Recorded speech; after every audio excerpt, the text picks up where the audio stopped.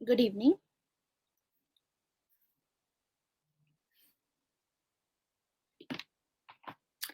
सो आप लोगों को अच्छे से आवाज आ रही है?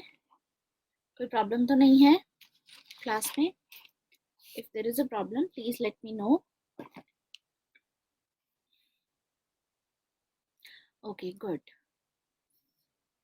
तो आज हम शुरू करेंगे हमारा जो आखिरी टॉपिक है, हैना अरेंट। ठीक है, हैना अरेंट को कवर करेंगे एंड उसके अलावा हमारे पास जितना टाइम बचेगा उसमें हम आपके जो पुराना हमारे टेस्ट मैंने आपको दिया था, एक क्वेश्चन दिया था, राइट? वो क्वेश्चन में बाकी सब बच्चों का टेस्ट चेक नहीं हुआ था, तो उसमें हम वो कोशिश करेंगे कवर करने की। ठीक है, that's what we will do today. तो पहले इसका पीडीएफ मैं अपलोड कर देती हूँ, फिर शुरू करेंगे हैना अरेंट के टॉपिक।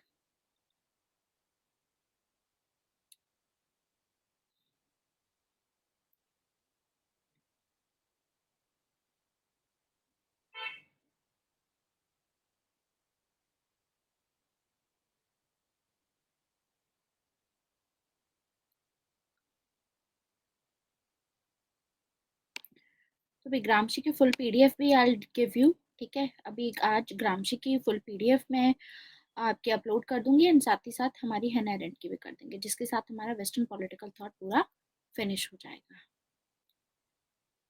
ठीक है, तो ग्रामशी एंड हैना अरेंट, ग्रामशी हम कवर कर चुके हैं, हैना अरेंट हमको कवर करना है। सो वेट अ मिनट, मैं पोस्ट भी कर देती हूँ in case. Wait a minute,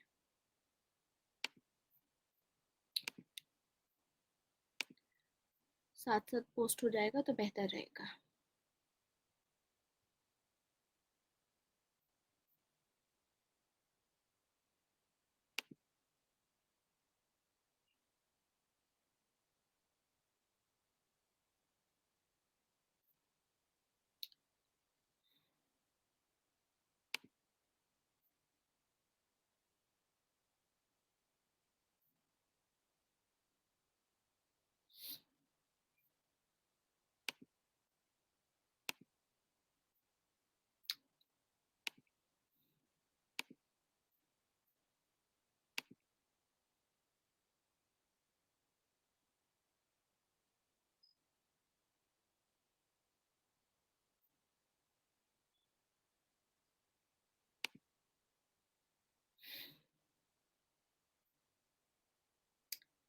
last PDF Karl Marx की मैंने फुल पीडीएफ भी अपलोड नहीं की है। आई डोंट थिंक सो कि मैंने अपलोड की है। नहीं, फुल पीडीएफ हो चुकी है। ठीक है, तो दोनों पीडीएफ ही अपलोड कर देती हूँ, तो आपकी हो जाएगी।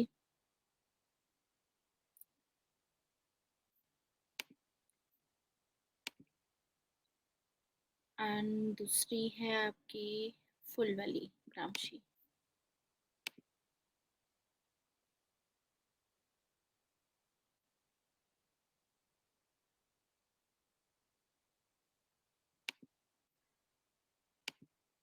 और इसमें हो जाएगा आपका हैना अरेंट फुल। ठीक है, तो अब मेरी आपकी जो भी मैंने पीडीएफ्स देनी थी आपको, वो सारी पीडीएफ्स मैंने यहाँ पर दे दी हैं वेस्टर्न पॉलिटिकल थॉट की। कार्ल मार्क्स हो गया है, रॉसो की पीडीएफ है आपके पास में, जॉन स्टुअर्ट मिल की भी पीडीएफ दे दी थी, जॉन लॉक की दे दी थी। ठीक है, सभी पीडीएफ्स हैं आपके पास में, ग्रेट। तो शुरू करते हैं आज का टॉपिक। इससे पहले कोई लेडी थिंकर नहीं आई है, एग्जैक्टली इससे पहले कोई लेडी थिंकर नहीं आई है, कोई फीमेल थिंकर नहीं आई है। ये हमारी फर्स्ट फीमेल थिंकर है, लेकिन बहुत इम्पोर्टेंट भी है। हैना अरेंट का काम स्पेशली बहुत इम्पोर्टेंट है। हैना अरेंट जो है ये एक जूइश है, जूइश लेडी है, जर्मनी में पैदा हुई थी। एंड आप देखोगे टाइमलाइन, देखो इनकी 1906 टू 1975, यानी हिटलर के टाइम पे। तो उस टाइम पे आपको पता है कि जो नाजी लोग थे, जूइश लोगों को एग्जीक्यूट कर रहे थे, राइट? तो जूइश लोगों का एग्जीक्यूशन हो रहा था, तो ये वहां से निकलेंगी एंड फाइनली ये यूएसए में सेटल हो जाएंगी। यूएसए में सेटल होंगी, जहाँ पर आगे जाकर के ये बहुत बड़ी थिंकर बनेंगी। एंड इनफैक्ट ये इकलौती ऐसी विमेन स्कॉलर हैं जिनको फिलोसोफर के तौर पे रिकॉग्नाइज किया जाता है, फिलोसोफर के तौर पे, ठीक है। और इनके जो ज्यादातर काम रहेंगे वो टोटलिटेरियनिज्म के ऊपर रहेंगे, यानी तानाशाही के ऊपर ये बात करेंगी। एंड आइडियोलॉजी के बारे में बात करेंगी कि किस तरीके से आइडियोलॉजी का यूज करके लोगों को बहकाया जाता है, ठीक है, और आइडियोलॉजी का यूज करके किस तरीके से लोगों का शोषण किया जाता है, ठीक है, लोगों को एक्सप्लॉइट किया जाता है। उसके बाद जो है ना रेट है वो मॉडर्निटी के भी अगेंस्ट में है। मॉडर्निटी मतलब ये जो तकनीकीकरण आया था, इंडस्ट्रियलाइजेशन हुई थी और जो भी मॉडर्नाइजेशन हुई थी, इसके खिलाफ ये बोलेंगी। क्यों बोलेंगी वो समझेंगे। इसके अलावा हैना अरेंट पॉलिटिक्स पे अपना व्यूज देती हैं, पावर पे अपना व्यू देती हैं। ये दोनों टॉपिक बहुत इंपॉर्टेंट है। हैना अरेंट का एक्चुअली पूरा टॉपिक इंपॉर्टेंट है। There is a probability, high probability कि हैना अरेंट को आपको एक क्वेश्चन जरूर मिलेगा पेपर में, यहाँ से आने के चांसेस है। हालांकि हम इसको ऐसे तैयार करेंगे पेपर 1 सेक्शन ए को कि हमारा इतना क्लियर हो जाए कि यहाँ से 150 में से हमारे मैक्सिमम नंबर आने चाहिए। 130 135 नंबर हमारे यहाँ से बनने चाहिए। विल ट्राई दैट, ठीक है। सो इसके अलावा हम देखेंगे ये रॉसू का सपोर्ट नहीं करती है, लेकिन रॉसू के जैसे ही ये भी मॉडर्निटी के अगेंस्ट में है। ऐसे ही गांधी भी मॉडर्निटी के अगेंस्ट में थी, तो उसी हिसाब से ये बोलती हैं, लेकिन इनका जो एनालिसिस है वो दूसरी तरीके से है। उसके बाद इन्होंने बुक लिखी है ऑन ह्यूमन कंडीशंस। पहली बुक है इनकी ऑन ओरिजिन्स ऑफ टोटलिटेरियनिज्म, दूसरी बुक है ऑन ह्यूमन कंडीशंस, जिसमें ये सिविक रिपब्लिकनिज्म की बात करती हैं। सिविक रिपब्लिकनिज्म का मतलब सभी लोगों को मिलकर के साथ में आना होगा और पॉलिटिक्स में पार्टिसिपेट करना होगा। तो यानी ये भी डायरेक्ट डेमोक्रेसी के फेवर में बोलती हैं रॉसू की तरह, इसको सपोर्ट करती हैं। इनकी तीसरी बुक है ईच मैन इन जेरूसलम, ठीक है। सो इनका क्या है, इनको इकमेन इन जेरूसलम भी बोला जाता है। इन्होंने अपना यहाँ पर कॉन्सेप्ट दिया है बेनिलिटी ऑफ इविल का। तो ये कौन थे, इनके बारे में देखेंगे थोड़ा सा। पर फिलहाल हम हैना अरेंट की स्टोरी को स्टार्ट करते हैं। हैना अरेंट कौन है? देखो, हैना अरेंट की जो थिंकिंग है, ये इकलौती वुमेन फिलोसोफर है। तो ये अपनी थिंकिंग को विदाउट एनी बैरियर बोलती हैं। ये बोलती हैं कि she describes her thinking as thinking without barriers, की जो मेरी थिंकिंग है उसमें कोई बैरियर नहीं है, उसमें कोई लिमिटेशंस नहीं है। It is a thinking without barrier, कोई लिमिटेशन नहीं है। इनकी जो सोच है एकदम ओपन सोच है इनके अकॉर्डिंग। और ये ऐसा है कि हैना अरेंट का जितना भी काम है ये अपने लिए लिखती हैं। अभी तक के हमने जितने, she is writing for her self. अभी तक के हमने जितने भी फिलोसोफर्स देखे, चाहे प्लेटो हो, एरिस्टोटल हो, ये सभी जो फिलोसोफर्स हैं, थॉब्स हो गए, जॉन लॉक हो गए, जितने भी हमने अभी तक थिंकर्स देखे हैं, सब हमने देखा है कि आप उनको जब पढ़ते हो तो आपको उससे बहुत कुछ पता चलता है। तो इनका लिखने का पर्पस भी यही था। देखो, इनका साफ लिखने का पर्पस यही था कि जिसके चलते आगे जाकर के लोग अगर इनके आइडियाज को पढ़ेंगे तो लोग उससे इन्फ्लुएंस होकर के वो चीज इम्प्लीमेंट करेंगे। लेकिन हैना अरेंट दूसरों के लिए नहीं लिखती हैं। इसीलिए जब हम इनके कामों को पढ़ते हैं, इनके बुक्स को पढ़ते हैं, तो हमको उसको इंटरप्रेट करना, उसको समझना थोड़ा मुश्किल हो जाता है, क्योंकि वो खुद के लिए लिख रही हैं। मतलब जो वो लिख रही हैं उसका मतलब उनको पता है, ठीक है। तो ज्यादा एफर्ट नहीं करती हैं कि जो उनकी बुक पढ़ रहा है या उनके कामों को पढ़ रहा है वो इनके आइडियाज को समझ पाए। तो ये अपने जितने भी आइडियाज देती हैं उसको काफी कॉम्प्लेक्स और कॉम्प्लिकेटेड तरीके से लिखती हैं। इसीलिए जो इनकी मेथोडोलॉजी है वो बहुत ही कॉम्प्लेक्स है। इनकी मेथोडोलॉजी क्या है? हैना अरेंट की मेथोडोलॉजी है फिनोमिनोलॉजी। फिनोमिनोलॉजी का मतलब क्या होता है? एक्सपीरियंसेस के बेस पे, मतलब जो किसी ने एक्सपीरियंस किया है। जैसे हैना अरेंट खुद उस टाइम पे जर्मनी में थी, ये जूइश है, तो इन्होंने एक्सपीरियंस किया है टोटलिटेरियनिज्म को, तो उसके बेसिस पे ये अपना पूरा थ्योरीज देंगी। इनका कहना है कि जिसने एक्सपीरियंस किया है सिर्फ वही जानता है कि असलियत में क्या होता है। तो ये मेथोडोलॉजी इस तरीके से फिनोमिनोलॉजी है इनकी मेथोडोलॉजी। तो 3 मेजर इनके काम मैंने आपको बताए जो बुक्स लिखी हैं इन्होंने। पहली है ऑन ओरिजिन्स ऑफ टोटलिटेरियनिज्म, दूसरी है ऑन ह्यूमन कंडीशंस, एंड तीसरी है इकमेन इन जेरूसलम। पहले हम इसको समझेंगे ऑन ओरिजिन्स ऑफ टोटलिटेरियनिज्म में क्या बोलती हैं ये, ठीक है। इसमें इनके पॉलिटिकल व्यूज देखने को हमको मिलते हैं, ठीक है। तो हैना अरेंट देखो, क्योंकि ये जर्मनी में पैदा हुई थी, बाद में यूएसए में चली जाएंगी। यूएसए में जो इनके काम होंगे, जो ये टोटलिटेरियनिज्म के बारे में लिखेंगी, जो नाजिज्म के बारे में लिखेंगी, या जो यूएसएसआर में स्टालिनिज्म हो रहा था, आपको पता है लेनिन के बाद स्टालिन आए थे, जोसेफ स्टालिन। तो स्टालिनिज्म को भी ये टोटलिटेरियन रेजिम में डालती हैं।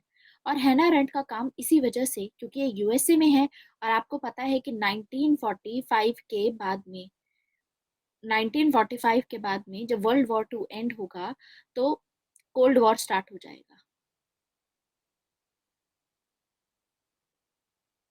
यूएसए एंड यूएसएसआर के बीच में। तो उस टाइम पे इनका जो काम होगा काफी कंट्रोवर्शियल हो जाएगा, बहुत कंट्रोवर्शियल हो गया था उस टाइम पे। तो ये उस टाइम से बिलोंग करती हैं जब जर्मनी में हिटलर हुआ करते थे। She is a contemporary of Hitler, मतलब उस टाइम से बिलोंग करती हैं जब हिटलर थे जर्मनी में। एंड इन्होंने खुद एक्सपीरियंस की है वो सभी एक्सप्लॉयटेशन, वो सभी एट्रोसिटीज जो जूश लोगों को एग्जीक्यूट किया जा रहा था, जिस तरीके से जो भी हिटलर कर रहे थे उस टाइम पे, जो भी हिटलर डिसीजंस ले रहे थे, वो इन्होंने खुद एक्सपीरियंस किया है। लेकिन अल्टीमेटली ये यहाँ से भाग निकली, इनका अपने आप की अपनी जान बचाई इन्होंने, एंड इन्होंने यूएसए में असाइलम ले लिया, ठीक है, यूएसए में शरण ली, वहां पर जाकर के ये रहने लगी। तो हैना अरेंट का काम, अपने जो टोटलिटेरियनिज्म का फर्स्ट काम है इनका ऑन ओरिजिन्स ऑफ टोटलिटेरियनिज्म, इसमें हैना अरेंट क्रिटिसाइज करती हैं। हैना अरेंट इसमें नाजिज्म को, यूएसए से काम कर रही हैं, तो यहाँ से एक तो नाजिज्म को जो जर्मनी में चल रहा था इसको क्रिटिसाइज करती हैं ये, एंड साथ में जो स्टालिन उस टाइम पे थे, स्टालिनिज्म के टाइम पे ये इन दोनों ही रेजिम्स को क्रिटिसाइज करती हैं और दोनों को ही टोटलिटेरियन बताती हैं कि दोनों ही तानाशाह है। एंड क्योंकि वहां पर टोटलिटेरियनिज्म है, ये पॉलिटिक्स में इस तरीके से बिलीव करती हैं, तो अपने ही काम में ये खुद यूएसए की तारीफ करेंगी।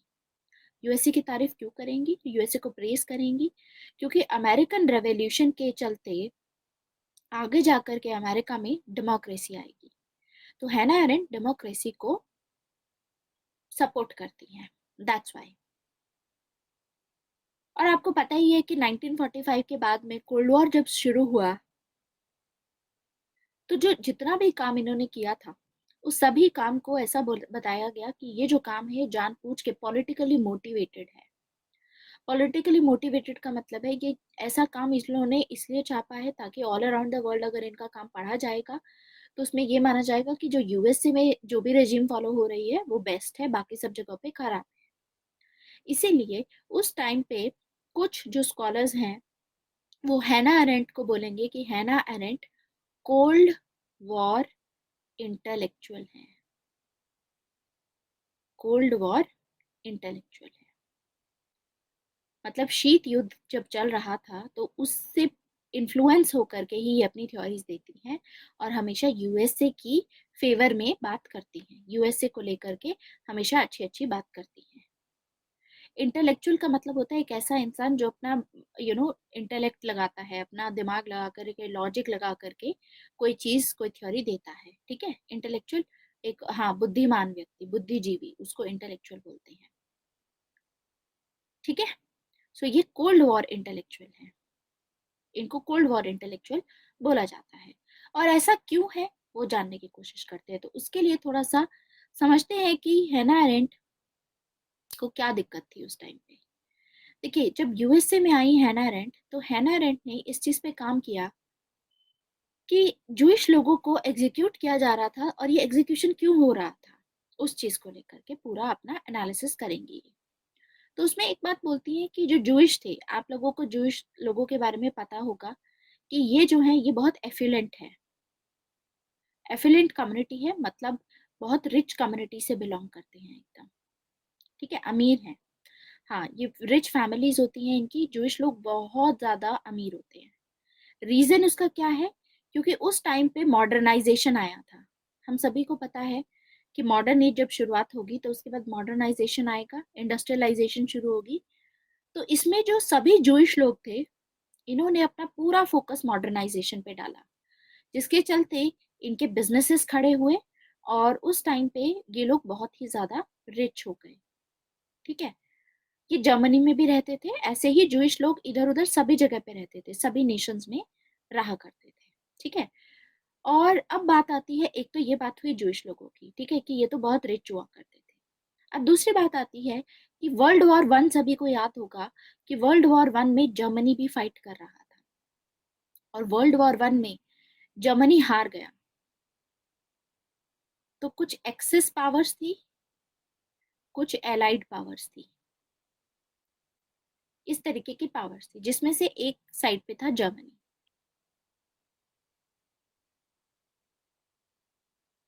नहीं में कवर करेंगे आगे, लेकिन फिलहाल के लिए आपको ये याद रखना है कि उस टाइम पे जर्मनी हार जाएगा।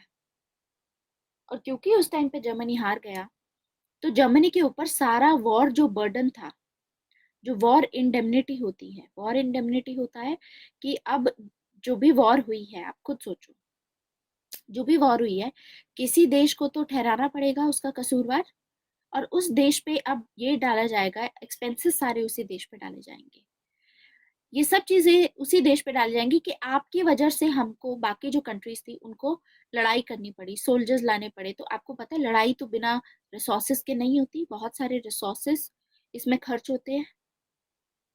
तो वो कौन वापस करेगा? जो हारी हुई पावर होती है वो वापस करती है। तो जो सारा बर्डन था वो जर्मनी पे डाला गया। जब जर्मनी हारा तो ट्रीटी ऑफ वर्सेलिस साइन की गई, और ट्रीटी ऑफ वर्सेलिस के चलते आगे जाकर के जर्मनी पे बर्डन होगा, और जर्मनी पे इसी वजह से आगे जाकर के इन्फ्लेशन आएगा, और जर्मनी पे फर्दर हाइपरफ्लेशन आ जाएगा। हाइपरफ्लेशन मतलब महंगाई बहुत बढ़ जाएगी। क्यों बढ़ेगी? रीजन इसका ये था कि इन लोगों के पास में जितना लोग पैसा कमा रहे थे, सारी चीजें टैक्सेस में वसूलने लगी अब सरकार, क्योंकि जर्मनी को ये सभी पैसा चुकाना है दूसरी नेशंस को, हारा है। तो यही इसमें एक क्लॉज था कि जर्मनी ये वापस करेगा उनको, उनका पैसा जितना भी उनका नुकसान हुआ है। क्योंकि जब लड़ाई होती है तो आपको पता है कि बिल्डिंग्स भी टूटती हैं, सब कुछ होता है, तो रिकंस्ट्रक्शन करना होता है। तो वर्ल्ड वॉर वन के चलते रिकंस्ट्रक्शन पर्पसेस के लिए ये सभी टैक्सेस में से पैसा जर्मनी से जा रहा था।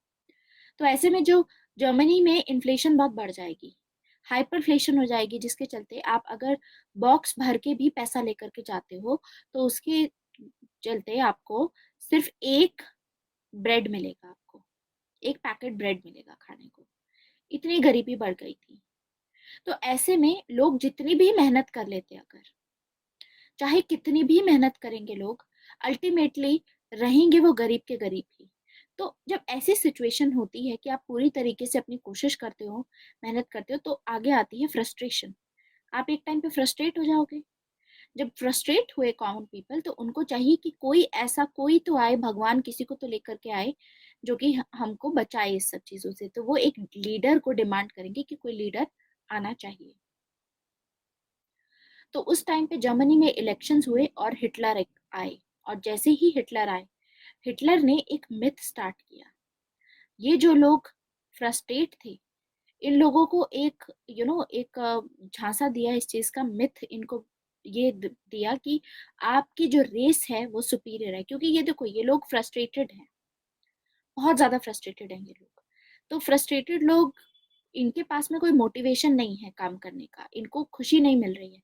तो ऐसे में अगर हिटलर आएंगे और हिटलर बोलेंगे, ये मिथ इनको देंगे कि आपकी जो रेस है, जो हमारी रेस है, वो सुपीरियर है।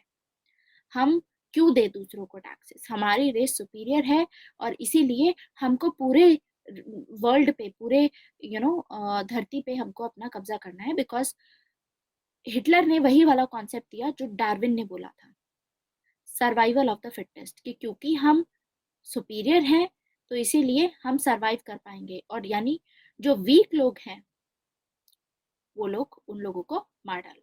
इस तरीके से चीजें थी, ठीक है। तो यहाँ से पूरा एग्जीक्यूशन स्टार्ट होता है, और हिटलर के ऑर्डर्स पे फर्दर फिर एग्जीक्यूशन होने लगा। तो ये इस तरीके से लिंक्ड होता है सारी चीजें। और इसी चक्कर में आगे जाकर के जो जूइश लोग थे, देखो जूइश लोग मॉडर्नाइजेशन के चलते ये लोग बहुत रिच थे, तो अगर इनके पास से टैक्सेस भी जाता था तो भी ज्यादा नहीं जाता था, उसके बावजूद इनको खाने पीने की कोई दिक्कत नहीं थी। जैसे आज के टाइम पे अगर टैक्सेस जो हैं वो बहुत ज्यादा हैं, तो ज्यादातर जो टैक्सेस है जो रिच लोग होते हैं उनका, आपको पता होगा कि वो टैक्सेस नहीं भरते हैं। Do you know that? एक कैटेगरी होती है, कैटेगरी में ये बोला जाता है कि जो एम्प्लॉय होते हैं, और फिर एक होते हैं प्रोफेशनल, ठीक है, स्मॉल प्रोफेशनल्स हो गए, एंड फिर बिजनेसेस हो गए कुछ, एंड फिर कुछ इंडस्ट्रियल हाउस हो गए। ये कैसे फॉर्मूला है, बहुत सारे ऐसे इकोनॉमिस्ट हैं जो लोग बहुत रिच बने हैं, उनका अपना खुद का भी फॉर्मूला है जो कि इसी चीज को बोलते हैं कि एम्प्लॉय जो होता है मैक्सिमम ये ना 10% से 20% टैक्स भरता है। मैक्सिमम टैक्स ये वाले लोग भरते हैं 60% टैक्स। ये वाले जो लोग होते हैं इनकी लाइबिलिटी फिर भी कम होती है, इनकी 20% लाइबिलिटी होती है, और यहाँ पर टैक्स लाइबिलिटी जीरो होती है इन लोगों की, क्योंकि सरकार इन्हीं के लिए काम करती है ऑब्वियसली। सरकार यहाँ पर क्या करती है, सरकार, क्योंकि ये लोग इन्वेस्ट करते हैं अपना, बड़े बड़े इंडस्ट्रीज खोलेंगे, एंड इंडस्ट्रीज खोलने की वजह से ये लोग इंडस्ट्री कैसे खोलते हैं, ये लोग बैंक से उठाते हैं वो पैसा, तो ये अपना लोन दिखाएंगे, और सरकार को पता है कि अगर इन्होंने लोन लिया है तो सरकार उस पर माफ करती है टैक्सेस। तो इसीलिए अगर टैक्स किसी को बचाना है तो वो यहाँ से ऐसे बच सकता है, ठीक है। तो इंडस्ट्रियल हाउसेज इसीलिए बहुत ज्यादा और भी अमीर होते जा रहे हैं। तो सेम चीज वहां पर थी कि जो जूइश लोगों की अपनी इंडस्ट्रीज चल रही थी, ये सब चल रहा था, तो यहाँ पर ये जो जूइश लोग होंगे इनके ऊपर ज्यादा असर नहीं था, ये अपनी लाइफ सही से जी रहे थे। और क्योंकि इनका रिलीजन भी अलग है कंपैरेटिवली, आपको पता होगा जूइश लोगों का, तो इस वजह से भी इनको ये माना गया कि ये जो लोग हैं ये इंफीरियर रेस है, ये इंफीरियर है, तो सर्वाइवल ऑफ द फिटेस्ट होगा ऐसे में। तो यानी सभी लोगों को फ्रस्ट्रेट होने की जरूरत नहीं है, आपको बलिदान देने की जरूरत नहीं है, इन लोगों का जो वीक हैं ये लोग जाएंगे, जो इंफीरियर है, इसमें ये बोला गया। Clear?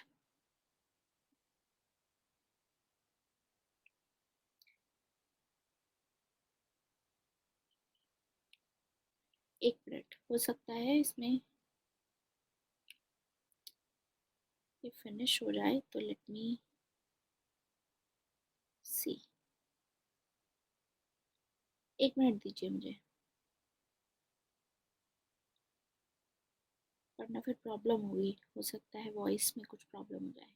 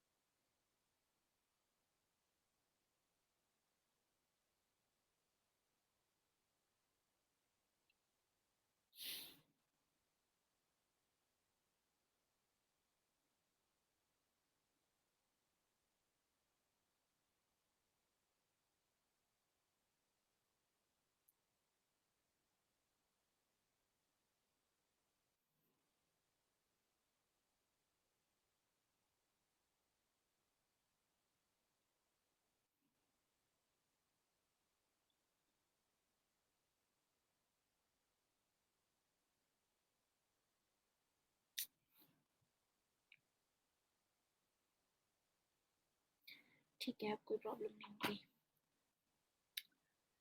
So this is the thing, this is what happened at that time, और इसीलिए जूइश लोगों का एग्जीक्यूशन हुआ, ठीक है।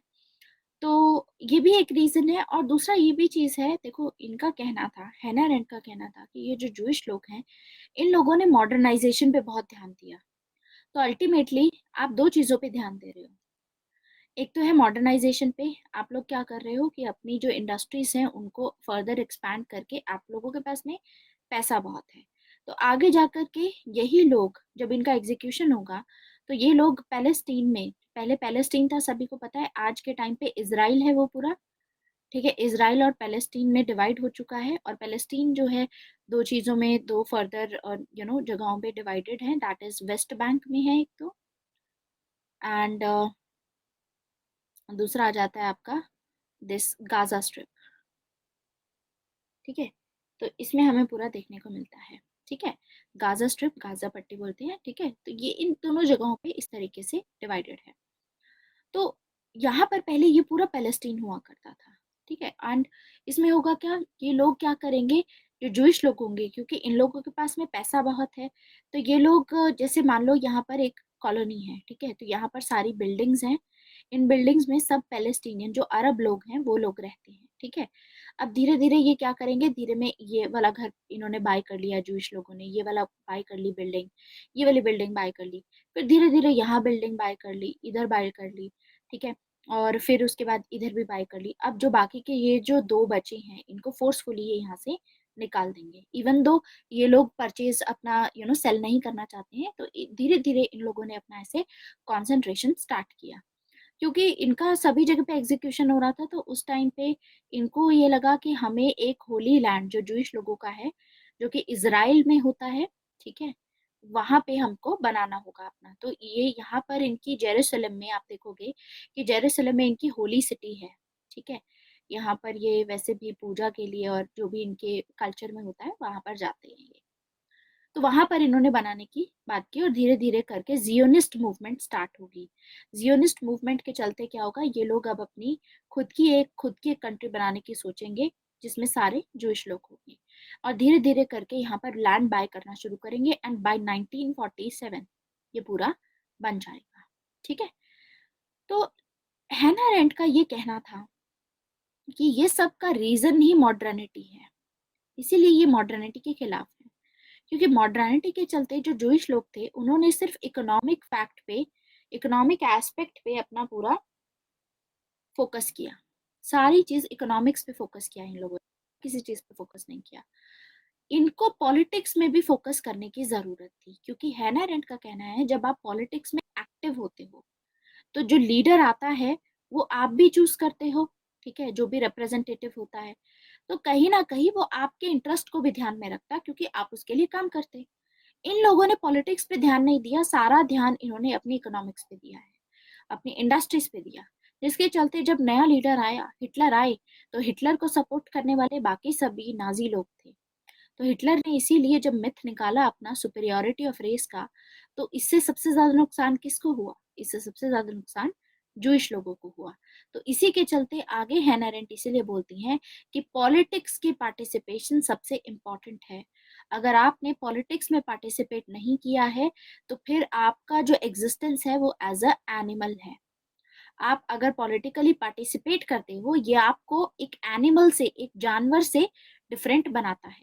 क्योंकि देखो एक जानवर भी क्या होता है, जानवर अपनी सेटिस्फेक्शन के लिए काम वाम करता है और ये सब करता है, ठीक है। काम इन द सेंस मतलब अपना जो भी खाना पीना अपना ढूंढना होगा, हंट करना होगा, वो एनिमल के तरीके से वो अपने सर्वाइवल के लिए करता है, जो कि यहाँ से। पॉलिटिक्स ही एक ऐसी चीज है जो कि लोगों को ह्यूमन बनाती है, क्योंकि पॉलिटिक्स में आप क्या करते हो, वहां जाते हो, विचार विमर्श करते हो, डिबेट करते हो, डिस्कशन करते हो, ये आपको ह्यूमन बनाता है, क्योंकि आप लोगों के पास में ब्रेन है। एनिमल्स के पास में ये थिंकिंग पावर नहीं होती, रीजनिंग नहीं होती है, एनिमल के पास में रीजन नहीं होता, वो चीज ह्यूमन के पास में होती है। तो जब तक आप ह्यूमन नहीं होगे, जब तक आप पॉलिटिक्स में पार्टिसिपेट नहीं कर रहे हो। तो हैना अरेंट का इसीलिए कहना था कि पॉलिटिक्स में पार्टिसिपेट करना बहुत जरूरी है। इसीलिए हम देखते हैं कि टोटलिटेरियनिज्म पे अपना मॉडर्निटी, पॉलिटिक्स को लेकर के, पावर को लेकर के, आइडियोलॉजी को लेकर के काफी सारी बातें हैना अरेंट करेंगी। अभी तक जितना समझाया है समझ में आया है सभी को, बेसिक्स हैना अरेंट का। Okay great. अब देखो, अब एक तो चीज ये तो थी टोटलिटेरियनिज्म पे। दूसरी बात होती है इनकी दूसरी बुक की, जिसका नाम है ऑन ह्यूमन कंडीशंस। अब इस बुक में ऑन ह्यूमन कंडीशन में हैना अरेंट बात करती हैं अपने, इनका मेजर फिलोसफिकल वर्क यहाँ पर आता है, जिसमें हैना अरेंट बोलती है कि हमको एक्शन लेने की जरूरत है, जिसमें हैना अरेंट थ्योरी ऑफ एक्शन देती है। तो यानी कार्ल मार्क्स के जैसे, जैसे कार्ल मार्क्स है, कार्ल मार्क्स क्या बोलते थे आइडियोलॉजी के बारे में? कार्ल मार्क्स आइडिया को क्या बोलते थे? False consciousness. फॉल्स कॉन्शियसनेस है मतलब ये आपको बहकाया जा रहा है इससे, ठीक है, ये सही नहीं है। आइडिया के यूज करके, रिलीजन का यूज करके, गॉड का यूज करके आपको बहकाया जाता है और आपका एक्सप्लॉइटेशन किया जाता है, आपका शोषण किया जाता है। तो इसीलिए कार्ल मार्क्स आइडिया यानी थिंकिंग और एक्शन में से क्या चुनते थे? थिंकिंग और एक्शन, किसको प्रेफरेंस देते थे Karl Marx? Karl Marx prefer करते थे एक्शन को, ठीक है। लेकिन कार्ल मार्क्स के अकॉर्डिंग ये जो एक्शन था, ये प्रोडक्शन की बात करते थे, तो ये इकोनॉमिक एस्पेक्ट में देखते थे, इकोनॉमिक्स के उसमें, ठीक है। अब आती है हैना अरेंट। हैना अरेंट भी सेम कार्ल मार्क्स की तरह ही सोचती हैं। हैना अरेंट में बोलती हैं कि थिंकिंग और एक्शन में एक्शन ज्यादा इंपॉर्टेंट है। मतलब ये जो आइडियोलॉजी चल रही थी, जिस भी आइडियोलॉजी के चलते हिटलर ने भी क्या किया था, अपने लोगों को बहकाया था, क्या आइडिया दे करके कि आपकी देश सुपीरियर है, वो इम्पोर्टेंट नहीं है। ये भी कार्ल मार्क्स की तरह एक्शन को सपोर्ट करती है, लेकिन इनका जो एक्शन का टर्म्स है वो डिफरेंट है कार्ल मार्क्स से। ये एक्शन में प्रोडक्शन को सपोर्ट नहीं करते हैं, इकोनॉमिक एक्टिविटी को सपोर्ट नहीं करती हैं, ये पॉलिटिकल एक्शन की बात करती हैं, ये पॉलिटिकल एक्टिविटी की बात करती हैं, ये डिफरेंस है।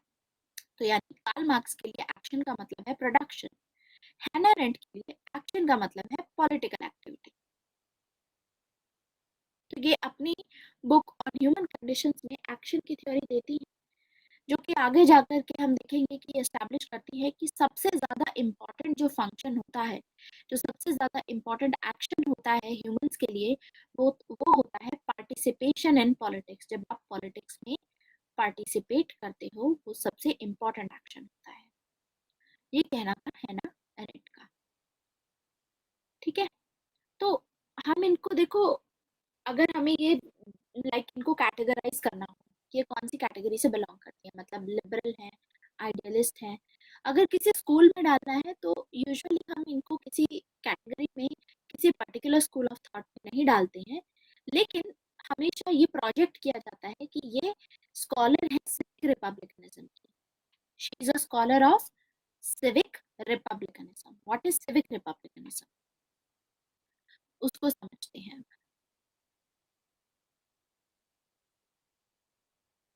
सिविक रिपब्लिकनिज्म का मतलब होता है कि सिविल सोसाइटी पे फोकस करेंगी। सिविल सोसाइटी में जितने भी लोग रहते हैं सोसाइटी में, सभी को पॉलिटिकल एक्टिविटी करनी चाहिए, सभी को पार्टिसिपेट करना चाहिए, सभी लोगों को पॉलिटिकल अफेयर्स में। तो ये सिविल सोसाइटी एक्टिविज्म की बात करती है कि सोसाइटी में सभी लोग जितने प्रेजेंट हैं, सभी को एक्टिव होना चाहिए। उस स्कूल को हम बोलते हैं सिविक रिपब्लिकनिज्म, ठीक है। तो हैना अरेंट भी उसी को बोलती है। ये तो हो गई हमारे दूसरे बुक का काम। अब आता है इनका तीसरे बुक का काम। इस पे एक मूवी भी बनी है, जिसमें है, बुक का नाम है एक मैन इन जेरूसलम। एक्चुअली ये कौन है? ये कौन है? ये वो है, ये हिटलर के अंडर में काम करते थे। तो हिटलर जो भी आदेश देते थे, उसको एग्जीक्यूट करने का काम ये करते थे। जैसे हिटलर ने कोई लॉ बनाया, हिटलर ने कुछ ऑर्डर दे दिया, उस ऑर्डर को पूरा जो करना है वो ये करते थे। मतलब अगर हिटलर ने ऑर्डर दिया कि हमारी ही रेस सुपीरियर है, बाकी सबको हटा देना चाहिए, जूइश लोगों को एग्जीक्यूट करना चाहिए, तो वो एग्जीक्यूट करने वाले ये थे। मतलब हिटलर खुद तो जाएंगे नहीं दूसरों को मारने, उनके मतलब नीचे जो भी अपने रखेंगे, जो भी इंसान रखेंगे अपने अंडर, वो सब जाएंगे। तो वो थे ये। तो जब हिटलर ने सुसाइड कमिट किया था वर्ल्ड वॉर 2 के एंड में, आपको पता ही होगा कि वर्ल्ड वॉर में जब जर्मनी के अगेंस्ट में फाइट हो रही थी, तो हिटलर क्या करेंगे, हिटलर सुसाइड कमिट करेंगे। इनको पकड़ा नहीं गया था, ये committed suicide before that in his bunker. तो उस टाइम पे ये भाग गए थे यहाँ से, जर्मनी से, और ये कहाँ मिले थे? अर्जेंटीना में। तो इनको अर्जेंटीना से पकड़ के लाया गया था और इनका ट्रायल किया गया था इजराइल में। इजराइल में जेरूसलम है, वहां पर। जेरूसलम आज के टाइम पे कैपिटल बन चुकी है। ऑफिशियली इन लोगों ने, इजराइल ने इसको ऑफिशियली अभी अपने कॉन्स्टिट्यूशन में डाल दिया है, एंड यूएसए ने इसको रिकॉग्नाइज भी कर लिया है। पहले तेल अवीव करके एक जगह थी इसराइल में, वो कैपिटल हुआ करती थी। अब यहाँ से यूएसए ने अपनी एम्बेसी जो पहले तेल अवीव में थी वो जेरूसलम में शिफ्ट कर दी है। ठीक है, तो जेरूसलम में ही इनका ट्रायल हुआ था। ट्रायल में इनसे पूछा गया था ये सब चीजें कि आपने क्यों मारा। ठीक है, मतलब आपको क्या नहीं लगा कि आप इतने इतने, क्योंकि बहुत लोग मरे थे, लाखों लोग मारे गए थे उस टाइम पे, मास एग्जीक्यूशन हुआ था। तो इनसे पूछा गया तो इनका जो रिप्लाई रहेगा वो देखने वाला होगा। उसके बेसिस पे उस ट्रायल को अटेंड करने वाली थी ये, इन्होंने अटेंड किया था। हैना अरेंट ने उस ट्रायल को अटेंड किया था, वो जानना चाहती थी, और उसी के ऊपर इन्होंने बुक लिखी, और उसी के ऊपर उन्होंने कॉन्सेप्ट दिया, बेनिलिटी ऑफ इविल। कि जो इविल है, जो दुष्ट होते हैं, वो आज के टाइम पे इतने नॉर्मल हो जाते हैं कि मतलब पता ही नहीं चलता कि कौन है, कौन दुष्ट है और कौन सही है। In the sense that who is good और हु इज इविल, पता ही नहीं चलता, इतना नॉर्मल हो जाता है इनफैक्ट ये सब चीजें इन लोगों के लिए। मतलब इस बंदे के लिए लाखों लोगों को इसने मारा, और इसको क्या एक भी बार डर नहीं लगा कि जो मैं कर रहा हूँ मुझे भगवान देखेगा, या मतलब कभी भी रिलक्टेंसी नहीं आई, कभी भी ये नहीं हुआ कि I should not do it, मुझे नहीं करना चाहिए, ये गलत काम है, क्या इनके दिमाग में कभी नहीं आया? उसके बेसिस पे ये इन्होंने बोला है। इसमें हैना अरेंट बोलती हैं कि जो क्राइम होता है, जो सबसे रेयर क्राइम होता है, मतलब जो एकदम डरा देने वाला क्राइम होता है, उस क्राइम को कमिट करने वाले नॉर्मल इंसान होते हैं। हम सोचते हैं कि वो इंसान कोई सोशियोपैथ होगा या कोई साइकोपैथ होगा, मतलब मेंटल पेशेंट होगा या कुछ ऐसा होगा जिसने ये कर दिया। लेकिन इनका कहना था हैना अरेंट का उसी के बेसिस पे कि ऐसे क्राइम्स कमिट करने वाले बहुत नॉर्मल लोग होते हैं। जैसे आज के टाइम पे मोस्टली आप देखोगे, देयर वाज दिस रिपोर्ट कि इंडिया में जितने रेप्स होते हैं उसमें से काफी एवरेज, अबव एवरेज जो परसेंटेज होती है रेप्स की, उसमें जो भी छोटे बच्चों का रेप्स होते हैं, ठीक है, छोटी लड़कियों के रेप्स होते हैं, उसमें ज्यादातर फैमिली मेंबर्स ही होते हैं, बहुत नॉर्मल होते हैं। ठीक है, ये सभी लोग बहुत नॉर्मल होते हैं, शादीशुदा होते हैं, अपनी जिंदगी अच्छे से जी रहे होते हैं, लेकिन उसके बावजूद दे कमिट क्राइम। सो बहुत नॉर्मल लोग करते हैं, नहीं है कि सोशियोपैथ या जो मॉन्स्टर होंगे वो लोग करेंगे, ऐसे लोग नहीं, ज्यादातर ऐसे लोग रेप करते हैं, या मतलब ऐसे लोग क्राइम कमिट करते हैं। उस बेसिस पे हैना अरेंट ने ये कॉन्सेप्ट दिया था बेनिलिटी ऑफ इविल का। ये इंपॉर्टेंट ऑफिशियल थे जिन्होंने सभी जो हिटलर ऑर्डर दिया करते थे उसको एग्जीक्यूट किया करते थे।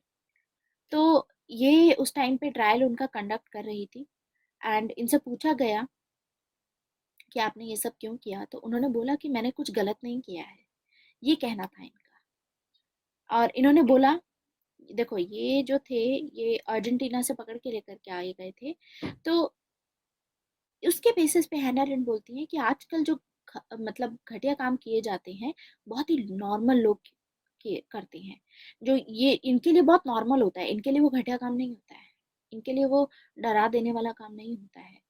तो इनको अपने कमिट किया गया, उसके चलते आगे इनको पनिशमेंट दी गई। ठीक है, कॉन्विक्ट किया गया इनको, एंड आगे पनिशमेंट दी जाएगी, इनको फांसी पे चढ़ाया जाएगा इनको। ठीक है, ट्रायल के बाद में तो जब इनसे पूछा गया कि आपने क्या किया, तो इन्होंने बोला कि मैं तो अपनी ड्यूटी परफॉर्म कर रहा था, मुझे ऑर्डर दिया गया था, तो ड्यूटी इज ड्यूटी, मैंने कोई क्राइम नहीं किया है, मुझे जो ऑर्डर दिया गया मैं तो अपनी ड्यूटी कर रहा था सिर्फ, ताकि मुझे प्रमोशन मिले आगे जॉब में मेरी। तो ये सेम चीजें हैं, आज के टाइम पे भी हम देखते हैं कि ये चीजें रिफ्लेक्ट करती हैं कि जो ब्यूरोक्रेट्स होते हैं, ये तो एक ब्यूरोक्रेटिक कल्चर हो गया कि अगर आपको किसी पॉलिटिशियन ने ये बोल दिया है कि आपको ये करना है, तो आप ब्लाइंडली ऑर्डर फॉलो करते हो। तो ये दिखाता है कि जो पॉलिटिशियंस होते हैं या जो ब्यूरोक्रेट्स उनकी सुनते हैं, उसके भी नेगेटिव कॉन्सिक्वेंसेस होते हैं। अपनी जजमेंट भी खुद लगानी चाहिए। ये जो कल्चर है जिसमें हमारे ऑफिसर ने हमको कुछ बोल दिया और हमको वो मानना ही पड़ेगा बिकॉज हमारे ऑफिसर ने बोला है, तो ये जो ब्लाइंड ओबीडियंस का, ये जो ओबीडियंट रहने का जो कल्चर है भाई, अपनी आंखों पे पट्टी बांध के जो सामने वाले ने बोला है वो कर दो, ये बहुत खराब है कल्चर। दूसरी तरीके से भी चीजों को हैंडल किया जा सकता था, उस तरीके से आप जाने बचा सकते थे इतने लाखों लाखों लोगों की। सिर्फ एक जॉब को बचाने के लिए, एक प्रमोशन पाने के लिए आपने इतना मतलब डरावना काम किया। तो सीरियस क्राइम्स आज के टाइम पे बहुत ही सिंपल मोटिवेशन के साथ किया जाता है। ऐसा नहीं होता कि बहुत बड़ा उनका कोई मोटिवेशन, तो सिंपल मोटिवेशन होता है। जैसे इंडिया में भी कम्युनल वायलेंस जो किया जाता है, हिंदू मुस्लिम आपस में लड़ते हैं, मोटिव उसका देखोगे तो बहुत सिंपल सा है। सेम ही चीज है इसमें भी। बेनेलिटी का मतलब होता है नॉर्मल, इतना नॉर्मल हो चुका है। अब जैसे आप देखोगे, इलेक्शन होने से पहले मोस्टली कम्युनल वायलेंस की हमें देखने को मिलती है काफी एग्जाम्पल्स। तो इतना ज्यादा ये रेगुलर हो चुका होता है, जैसे आज के टाइम पे आए दिन न्यूज़पेपर में रेप्स की न्यूज आपको देखने को मिलती है। तो जो इतने सीरियस कंसर्न्स हैं वो इतने नॉर्मल और इतने वो बन जाते हैं कि ध्यान ही नहीं जाता उसके बाद में। बार बार कोई बड़ी चीज होती है तो आ जाता है कि ठीक है, उसके पीछे प्रोटेस्ट होने लग जाते हैं। अब जैसे जो 16 दिसंबर वाला केस हुआ था, 2012 वाला, एक बार उठी, फिर उसके बाद में जब कमेटी बैठी, जस्ट ये सब कमेटी बैठी हैं और उसके बाद में फर्दर जो भी डिसीजंस आए, थोड़ा बहुत फिर बाकी सब में भी हुआ, बाकी सब जो केसेस हुए हैं अल्टीमेटली। तो पॉइंट इज दिस। अब जैसे आज के टाइम पे आप देखोगे जो पॉलिटिशियंस हैं, पॉलिटिशियंस क्या करते हैं, टेररिज्म को ज्यादा अपना उस पे रखते हैं, जबकि ज्यादा जो जाने जाती हैं वो एक्सीडेंट की वजह से जाती है। एक्सीडेंट से अगर कोई मरता है तो उसको बहुत नॉर्मल माना जाता है कि अरे एक्सीडेंट हुआ। लेकिन अगर टेररिज्म से कोई टेररिज्म का शिकार होता है तो उसमें क्या करती है सरकार, जो टेररिस्ट के उससे अटैक से लोग से मरे होते हैं, उनके जो भी बेटा होता है या बेटी होती है उसको जॉब दी जाती है, या फिर उसको उनको कुछ ना कुछ कंपनसेशन दी जाती है, कुछ पैसा दिया जाता है ऐसे विक्टिम्स को। तो उसको हम इतना ज्यादा, अब जैसे एक्सीडेंट को भी अगर आप नॉर्मली लेकर के चलोगे तो इतना ज्यादा कॉम्प्लेक्स होता जाएगा कि हम उससे एस्केप ही नहीं कर पाएंगे, फिर तो एक्सीडेंट से हम निकल ही नहीं पाएंगे। अब जैसे रेप्स और ये सब चीजें हैं, इतना ज्यादा रेप्स होते हैं, रोज आता है, फिर भी कुछ एक्शन नहीं लिया जा रहा है, कोई स्ट्रिक्ट एक्शन की उसको कम करने का। तो वो इतना ज्यादा नॉर्मल हो जाता है कि आप पढ़ते भी हो कि अच्छा ये हो गया, देन उसके बाद में फिर यू जस्ट इग्नोर इट। तो आप निकल ही नहीं पाओगे, आपका देश ऐसे बन ही नहीं पाएगा कि वहां पर कोई भी रेप्स ना हो, या ऐसे ही सेम चीज एक्सीडेंट के साथ में है। जैसे कि आप 1984 का एग्जाम्पल लीजिए। 1984 के जो राइट्स हुए थे, 1984 के दिल्ली में राइट्स हुए थे, तो आपको पता है 1984 के राइट्स में जब मारा गया था इंदिरा गांधी को, ठीक है, तो उसके बाद में इंदिरा गांधी को एक बिग ट्री की तरह समझो, कि अब जैसे ही बड़ा पेड़ गिरा तो उसके नीचे की जो घास थी, जो सभी सिक्स मरे थे उस टाइम पे, वो सभी घास मर गई थी, मतलब कंपैरेटिवली एक इतनी बड़ी फिगर मरी थी, तो उसकी वजह से ये सब हुआ था। 3 दिनों तक दिल्ली में बहुत क्राइम हुआ था उस टाइम पे इन राइट्स के चलते। तो ये सब चीजें हैं इस टाइम पे, ठीक है। ऐसे ही कि क्या हुआ था, जो प्राइम एक्यूज था उसके साथ क्या हुआ, सेम चीज है गुजरात राइट्स के केस में भी। सो बेनिलिटी ऑफ इविल के ये दो एग्जाम्पल हो सकते हैं कि इतना नॉर्मल बन जाता है उस टाइम पे अगर ऐसा कुछ हुआ तो। सो पॉइंट इज कि ये कोल्ड ब्लडेड एक्ट था जो ईटमैन ने किया। कोल्ड ब्लडेड एक्ट मतलब ऐसा एक्ट जिसमें वो खुद नफरत नहीं करते थे, पर्सनली वो नफरत नहीं करते थे, बट अपनी ड्यूटी की वजह से उनको ये करना पड़ रहा था। तो जो लोग ऐसे क्राइम कमिट करते हैं वो लोग साइकोपैथ नहीं होते, वो एजुकेटेड एकदम आम इंसान होते हैं, पढ़े लिखे, जो ऐसा एक्ट करते हैं। जिन लोगों ने अपनी आवाज नहीं उठाई उस टाइम पे वो सभी नॉर्मल है। तो यानी इसमें जो गलती है वो सभी की गलती है, सभी इसमें एक्यूज्ड हैं, सभी विक्टिम है। क्योंकि ऐसे टाइम पे जो आवाज नहीं उठाता है तो क्राइम फेसलेस बन जाता है। जैसे कि एक चाइल्ड है छोटा सा, ठीक है, छोटा बच्चा है, उसका जब अगर रेप होता है तो it is not of sexual desire, ऐसा नहीं है कि सेक्सुअल डिजायर की वजह से रेप होता है। छोटा बच्चा तो क्या ही मतलब ये सब कर लेगा, लेकिन यहाँ से आपको पता चलता है कि पेट्रियार्की बहुत ज्यादा है इंडिया में, मेल डोमिनेशन जो होता है, it is because of that. तो इसमें जब लोग पेट्रियार्की को नहीं हटा रहे हैं, इसको उनको पता है कि इसकी वजह से ये क्राइम कमिट हो रहे हैं, फिर भी आप उसको फॉलो कर रहे हो, तो अल्टीमेटली इसका मतलब है कि पूरी की पूरी सोसाइटी ही क्राइम कमिट कर रही है। तो लोगों को सोचने की जरूरत है, लोगों को अपने ही खुद के सिद्धांत जो वो फॉलो करते हैं उसको क्वेश्चन करने की जरूरत है, लोगों को अपनी रिस्पॉन्सिबिलिटी एक्सेप्ट करने की जरूरत है। क्लियर?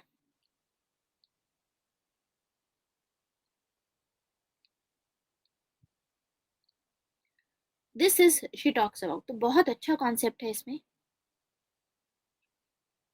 हाँ, this is true. So same चीज है कि अगर आप चुप रहते हो तो वो भी सेम वही चीज हो गई, justice delayed is justice denied. तो उस पर्सपेक्टिव से बात करती हैं अपनी इस बुक में, है ना। तो धीरे धीरे करके हम सभी टॉपिक्स अभी इसमें कवर करने शुरू करेंगे, ठीक है। तो पहले टोटलिटेरियनिज्म के बारे में पढ़ेंगे कि टोटलिटेरियनिज्म पे क्या बोलती है, मॉडर्निटी पे ये क्या बोलती हैं, एक एक करके। देखो, मॉडर्निटी के खिलाफ भी यही बोलती हैं कि मॉडर्निटी की वजह से सिर्फ इकोनॉमिक स्फीयर में ही लोग ज्यादा काम कर रहे थे, ठीक है, उन लोगों ने पॉलिटिक्स में ध्यान ही नहीं दिया, मटेरियलिस्ट हो गए थे लोग। तो मॉडर्नाइजेशन की वजह से हमको टाइम ही नहीं मिलता सोचने का कुछ या कुछ करने का पॉलिटिक्स में। जैसे आज के टाइम पे हम सभी प्रोफेशनल्स हैं, सब अपने कामों में बिजी हैं, सबको क्या चाहिए, पैसा कमाना है, सबको सबको आईएएस ऑफिसर बनो या फिर पैसा कमाना है, किसी भी तरीके से जॉब लगे, ताकि आप, और जॉब लगेगी फिर आप फिर बिजी हो जाओगे। तो आप लोगों को टाइम ही नहीं मिलता है पॉलिटिक्स में पार्टिसिपेट करने का। लोग ऐसा नहीं है कंसर्न नहीं है, लोग कंसर्न है, लेकिन वो सिर्फ कंसर्न है, रिस्पॉन्सिबिलिटी अपनी एक्सेप्ट नहीं करते हैं, वो कुछ करते नहीं है उसको लेकर के। लोगों का कंसर्न है कि रेप्स नहीं होने चाहिए, लेकिन लोग कुछ करते नहीं है उस बारे में, कोई एक्शन नहीं लेते हैं। तो अकाउंटेबिलिटी नहीं पता चलती है इससे गवर्नमेंट की। अगर रोज की रोज न्यूज़पेपर में हम देखते हैं कि छोटे बच्चों का रेप हो रहा है, तो गवर्नमेंट की अकाउंटेबिलिटी कहाँ से आएगी, कहाँ से पता चलेगी? अगर लोग ही इसमें रिस्पॉन्सिबिलिटी मतलब कुछ नहीं करेंगे, गवर्नमेंट के खिलाफ कुछ एक्शन नहीं लेंगे, तो ये एक बैड एटीट्यूड है। वही बात है कि अगर आपके घर के आसपास कोई चीज नहीं हो रही है तो फिर आप कुछ नहीं करोगे, किसी दूसरे स्टेट में हो रही है, आंध्र प्रदेश में ऐसा कुछ हुआ या उड़ीसा में ऐसा कुछ हुआ, तो आप बस उसको इग्नोर कर देते हो। तो हैना अरेंट का कहना है कि politics is a serious business, ठीक है। तो लोग आजकल के टाइम पे मॉडर्निटी की वजह से पॉलिटिशियंस पे छोड़ देते हैं सब चीजें, खुद कोई प्रोएक्टिव अप्रोच नहीं अपनाते हैं। तो लोगों को प्रोएक्टिव होने की जरूरत है, जागरूक होने की जरूरत है। अगर लोग गवर्नमेंट से पूछेंगे कि क्या हुआ, कैसे हुआ, जो भी एसआईटी बिठाई गई या फिर सीबीआई को उसमें इन्वॉल्व किया, ये तब होता है जब वो चीज नेशनल उस पर पहुंचती है, तब सीबीआई आती है। अदरवाइज तो छोटे जो तबके के पुलिसमैन होते हैं ये लोग अपना रफा दफा कर देते हैं केस। जैसे कि आपने आर्टिकल 15 भी देखा होगा, उसमें भी यही हुआ था कि अनलेस कि वो नेशनलाइज नहीं हुआ था, सीबीआई नहीं आई, तब तक तो क्या ही हो रहा था वहां पर।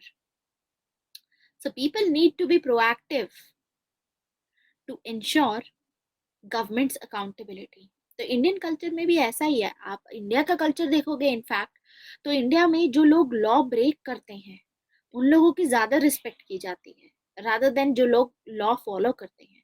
हमारे यहाँ पे हीरो वर्शिप होती है, हमारे यहाँ पे पेट्रियार्की को प्रमोट किया जाता है, हमारे यहाँ पे फिल्म्स में वॉयलेंस दिखाया जाता है, ये सब चीजें हैं। So what we get to know is कि मॉडर्निटी की वजह से है ये सब चीजें। तो मॉडर्निटी पे भी बहुत कुछ बोलती हैं, है ना, एरेंट।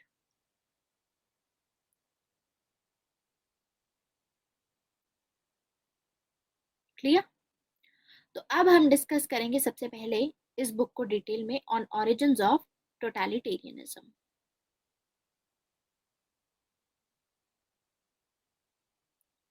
टोटलिटेरियनिज्म का क्या मतलब है? What is the meaning of totalitarianism? ये टोटलिटेरियनिज्म को एनालाइज करने की बात करेंगे, क्योंकि ये खुद ही उस टाइम पे रही हैं जर्मनी में, खुद इन्होंने सफ़र किया है, एक्सपीरियंस किया है सभी एट्रोसिटीज को जो नाजी रजीम में उस टाइम पे हो रही थी। तो अपने एक्सपीरियंस की जो मेथडोलॉजी है, फिनोमिनोलॉजी, उसको अप्लाई करके जो टोटलिटेरियन का एनालिज्म है, जो एनालिसिस है टोटलिटेरियनिज्म का, वो बेस्ट एनालिसिस इन्होंने दिया है। क्या बोलते हैं टोटलिटेरियनिज्म के बारे में, कि टोटलिटेरियनिज्म क्या होता है, तानाशाही क्या होती है अकॉर्डिंग टू हर। ये बोलती हैं टोटलिटेरियनिज्म इज टोटलिटेरियनिज्म,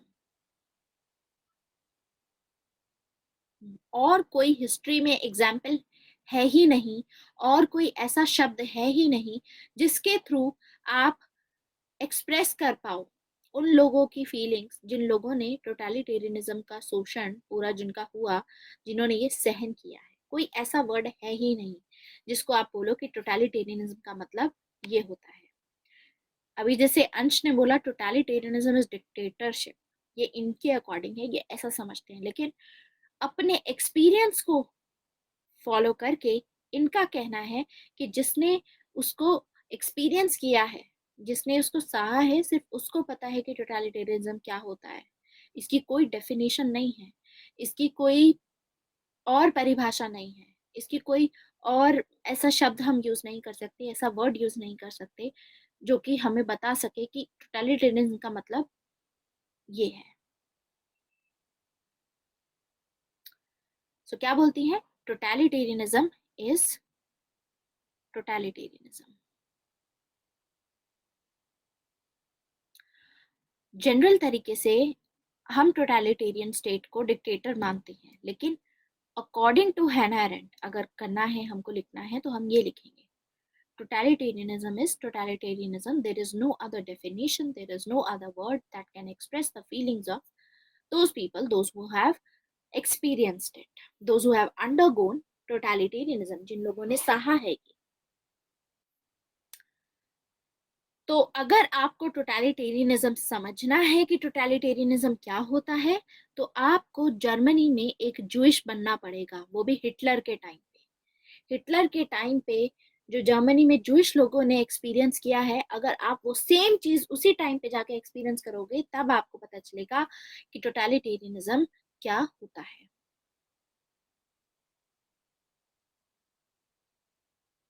इसीलिए हैना अरेंट एक्सप्लेन करती हैं टोटलिटेरियनिज्म को कि totalitarianism is the rain of terror. It is the rain of terror, इसमें बहुत वायलेंस होता है।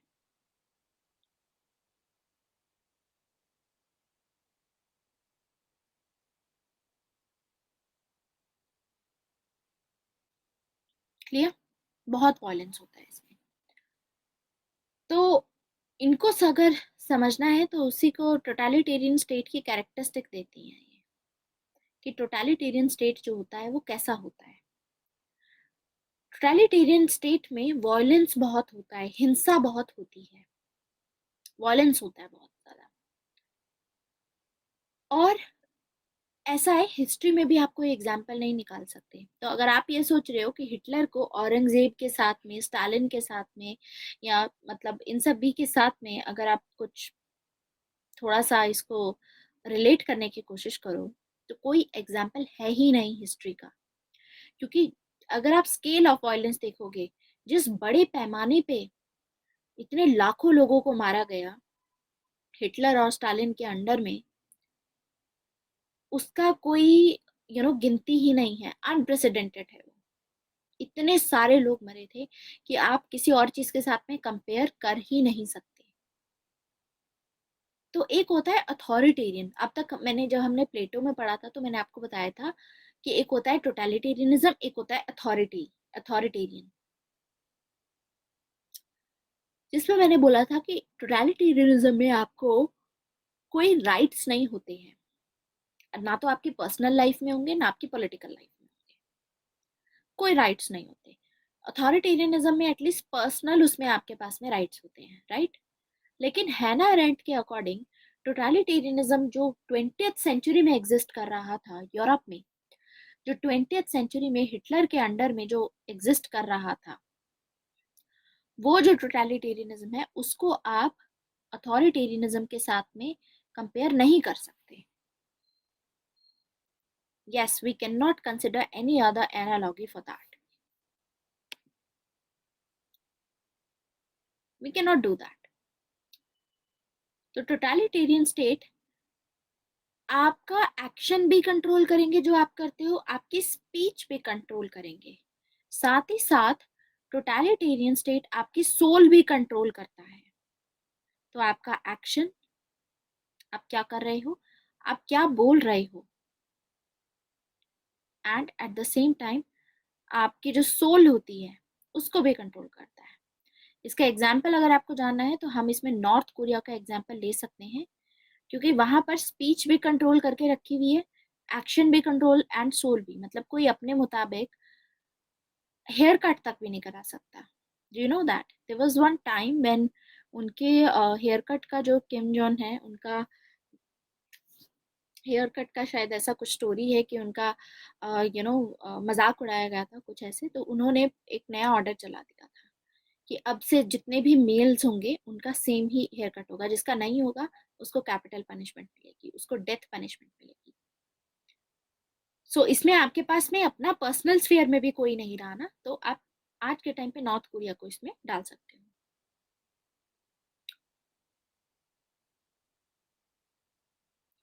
हाँ, that's true Ayush, because it has turn into an end in itself rather than a mean. देखो, दो चीजें होती हैं इसमें। एक चीज इसमें होती है कि आप, जैसे पुराने टाइम पे बहुत सारे ऐसे राजा रहे होंगे जो तानाशाह थे, जैसे औरंगजेब थे, ठीक है। औरंगजेब के टाइम पे आप देखोगे, औरंगजेब भी हिंदूज के और इनके खिलाफ काफी इनटॉलरेंट थे, ठीक है। टॉलरेशन बिल्कुल शो नहीं करते थे, he was very intolerant Hindus के खिलाफ। इनसे टैक्सेशन और ये सब किया करते थे। साथ में औरंगजेब जो थे वो अपना इनका कन्वर्जन किया करते थे। लेकिन इनका रीजन ये था, मान लो किसी एक एक राजा है, औरंगजेब ने दूसरी जगह पर, दूसरे राज्य पे, जैसे मान लो राज्य है ए, इस पे अटैक किया औरंगजेब ने। तो औरंगजेब वॉयलेंस का सहारा लेकर के इसको जीतने की कोशिश करेंगे। एक बार जीत लिया, उसके बाद हो सकता है वॉयलेंस का सहारा लेकर के यहाँ के लोगों को कन्वर्ट कर दिया मुस्लिम्स में, ठीक है, कन्वर्ट कर दिया। लेकिन उसके बाद नहीं करेंगे ये सिर्फ मीन्स की तरह यूज करते थे वॉयलेंस का, अपने जो भी ऑब्जेक्टिव है, अपना जो भी गोल है उसको अचीव करने के लिए वॉयलेंस यूज करते थे। लेकिन हिटलर के पास तो ऐसा कुछ नहीं था। हिटलर ने, जर्मनी में ऑलरेडी हिटलर को इलेक्ट किया गया था, वो खुद ही यहाँ पर उनके पास में पावर थी, ठीक है। लेकिन उसके बावजूद उनका जो भी ऑब्जेक्टिव था वो तो उन्होंने अचीव कर ही लिया था, लेकिन उसके बावजूद भी उन्होंने वॉयलेंस यूज किया। तो वॉयलेंस जो यूज करने का पर्पस था वो मीन्स तो था ही, साथ में it was and in itself. मतलब अल्टीमेट ऑब्जेक्टिव ही हिटलर का ये था कि मुझे वॉयलेंस करना है। सो इसमें लोगों का एक्शन, स्पीच, सोल, सभी चीजों को कंट्रोल किया गया। तो बाकी सब अथॉरिटेरियन रिजीम में आप देखते हो तो वॉयलेंस इज अ मीन्स, मतलब एक सहारा लेकर के उसका आप अपना गोल अचीव करते हो। जैसे कि अगर हमको पाकिस्तान और इंडिया के बीच में, suppose we have to make sure कि पीस हो, ठीक है, और अगर हम अटैक करते हैं, वॉयलेंस करते हैं, और फाइनली उसको ऑक्यूपाई करके अपना मर्ज कर देते हैं, तो बाद में तो लेकिन वॉयलेंस यूज नहीं होगा ना, क्योंकि उस टाइम पे क्या रहेगा कि हमें चाहिए पीस और स्टेबिलिटी। लेकिन टोटलिटेरियनिज्म में क्या होगा कि अल्टीमेटली आपने ऑब्जेक्टिव अचीव भी कर लिया, उसके बावजूद भी आप वॉयलेंस ही यूज कर रहे हो। क्योंकि टोटलिटेरियनिज्म की जो फाउंडेशन होती है वो होती है टेरर पे, वॉयलेंस पे फाउंडेशन होती है। वॉयलेंस कभी खत्म ही नहीं होगा। और टेरर क्या है, टेरर इस दहशत जो होती है इसको जस्टिफाई किया जाता है आइडियोलॉजी का यूज करके। जो हिटलर थे वो आइडियोलॉजी का यूज कर रहे थे। तो इसीलिए हैना अरेंट का कहना है कि टोटलिटेरियन स्टेट के दो इंपॉर्टेंट इंस्ट्रूमेंट होते हैं, दो चीजों को वो यूज करके पूरा अपना ऑब्जेक्टिव फॉलो करते हैं। दो इंस्ट्रूमेंट होते हैं टोटलिटेरियन स्टेट के। पहला होता है टेरर यूज करते हैं, दूसरा यूज करते हैं आइडियोलॉजी। आइडिया उनके दिमाग में डाल करके लोगों के दिमाग में, और उनसे करवाया जाएगा ये। तो इसीलिए हैना अरेंट जब आइडियोलॉजी की बात करती हैं तो हैना अरेंट आइडियोलॉजी के भी सख्त खिलाफ है। जैसे कार्ल मार्क्स थे बिल्कुल वैसे ही ये भी इसके खिलाफ है। हैना अरेंट का कहना है कि जो लोग आइडियोलॉजी ये क्लेम करते हैं कि उनकी जो थिंकिंग है वो साइंटिफिक है, वो भी आइडियोलॉजी ही है, वो भी आइडियोलॉजी मिथ के बेस पे है। यानी हैना अरेंट के अकॉर्डिंग, तो अगर आप ये देखोगे जो कार्ल मार्क्स है, कार्ल मार्क्स क्या बोला करते थे? कार्ल मार्क्स ये बोलते थे कि मेरी जो थिंकिंग है, मेरा जो कहना है वो साइंटिफिक थिंकिंग है, लेकिन जो हेगल है उनकी थिंकिंग, वो जो अपना दे रहे हैं वो आइडियोलॉजी है। तो ऐसे ही हिटलर भी सेम चीज क्रिएट कर रहे थे। हिटलर ने भी अपनी जो racial superiority of Aryan race को साइंटिफिक बताया था। हिटलर ने क्या किया था, डार्विन की थ्योरी यूज करके बोला था कि जो स्ट्रगल करोगे तो नेचुरल उसमें क्या होता है, नेचर में क्या होता है, नेचर में होता है कि जो स्ट्रांग होता है वही एग्जिस्ट करता है, और नेचुरल सिलेक्शन होता है, सर्वाइवल ऑफ द फिटेस्ट होता है। तो उसके बेसिस पे क्योंकि हम सुपीरियर हैं तो हम तो सरवाइव कर ही पाएंगे, हमें तो कोई हटा नहीं पाएगा, बाकी सबको हटा दो, फिर अल्टीमेटली पूरे वर्ल्ड में सिर्फ नाजी ही होंगे, नाजी ही रूल करेंगे पूरा, मतलब नाजी का रूल रहेगा। तो उन्होंने खुद भी अपनी साइंटिफिक थ्योरी बोली थी, तो ये भी एक तरीके की आइडियोलॉजी ही है। तो हैना अरेंट का कहना है जब वो क्रिटिसाइज करती है आइडियोलॉजी को, कि जो लोग ये बोलते हैं कि हमारी थिंकिंग साइंटिफिक थिंकिंग है, वो खुद आइडियोलॉजी दे रहे हैं, उनकी आइडियोलॉजी मिथ पे बेस्ड होती है। इनकी आइडियोलॉजी का मिस यूज करके जो टोटलिटेरियन लीडर्स होते हैं जैसे हिटलर थे, वो आइडियोलॉजी का मिस यूज करते हैं। अब जैसे इसी मामले में कार्ल मार्क्स को भी बोल सकते हो आप कि कार्ल मार्क्स पॉलिटिकली मोटिवेटेड हो सकते हैं। कार्ल मार्क्स ने अल्टीमेटली क्या आइडिया दिया था? कार्ल मार्क्स का कहना था कि बुर्जुआजी क्लास है आपका एक्सप्लॉइटेशन करेगी, और इसीलिए वर्किंग क्लास को रेवोल्यूशन लाना होगा, इनको हटाना होगा। ठीक है, तो उस मामले से फिर क्या बोला था, वायलेंस करो, रेवोल्यूशन लेकर के आओ, इनको मार गिराओ, आपको करना पड़ेगा, और कभी भी रिलीजन में बिलीव ना करो। तो वो भी तो एक आइडियोलॉजी ही थी, पॉलिटिकली मोटिवेटेड थे ये चाहते थे कि मतलब कैपिटलिज्म को हटाया जा सके इस तरीके से। We see that. तो एक तरीका ये भी है कार्ल मार्क्स को देखने का। तो अल्टीमेटली कार्ल मार्क्स को भी क्रिटिसाइज करती है। तो ये एग्जाम्पल है कि ये एग्जाम्पल देती हैं फासिज्म का, कम्युनिज्म का। जो कार्ल मार्क्स ने कम्युनिज्म का आइडिया दिया है, ये भी एक आइडियोलॉजी ही है। टोटलिटेरियंस ये प्रोजेक्ट करते हैं, ये जो लीडर्स होते हैं, कि इनके जो आइडियाज है ये सुपर ह्यूमन लॉज पे बेस्ड है, कि नेचर जैसे काम करती है, नेचर इन्हीं लॉज के ऊपर काम करती है। तो एज अ ह्यूमन बीइंग हमारी भी रिस्पॉन्सिबिलिटी है कि जो नेचर में लॉ फॉलो किया जाता है वही लॉ हम अपनी उसमें फॉलो करें सोसाइटी में। हमें नेचर के अगेंस्ट में नहीं जाना है, यानी सर्वाइवल ऑफ द फिटेस्ट। तो ये चीज बोलते हैं। ऐसे ही आपने काफी ऐसी हॉलीवुड मूवीज देखी होंगी रिसेंटली जिसमें ये कॉन्सेप्ट भी सामने आता है कि कुछ लोग जो ह्यूमैनिटी को सरवाइव करते हुए देखना चाहते हैं, जो चाहते हैं कि ह्यूमैनिटी सरवाइव करे, क्योंकि क्लाइमेट चेंज बढ़ रहा है, तो ऐसे ही चलता रहा अगर तो क्लाइमेट चेंज बढ़ जाएगा। तो ऐसे कुछ एक इनफैक्ट इस तरीके की मूवीज में ये कॉन्सेप्ट डाला जाता है कि एक ऐसा वायरस छोड़ा जाएगा जिसके चलते सभी जो लोग होंगे, ऑलमोस्ट जो 1/7 पॉपुलेशन होगी पूरे अर्थ से, 1/7 क्या मतलब 2/7, मतलब what ever is the case, मतलब वो इतनी पॉपुलेशन, एक चौथाई या एक तिहाई जो पॉपुलेशन होगी या हाफ पॉपुलेशन होगी, वो मर जाएगी डायरेक्टली। और मतलब इस तरीके से होता है।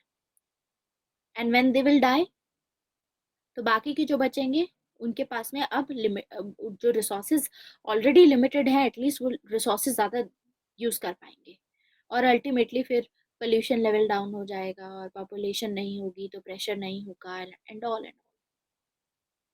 तो सेम चीज़ है यहाँ पर भी,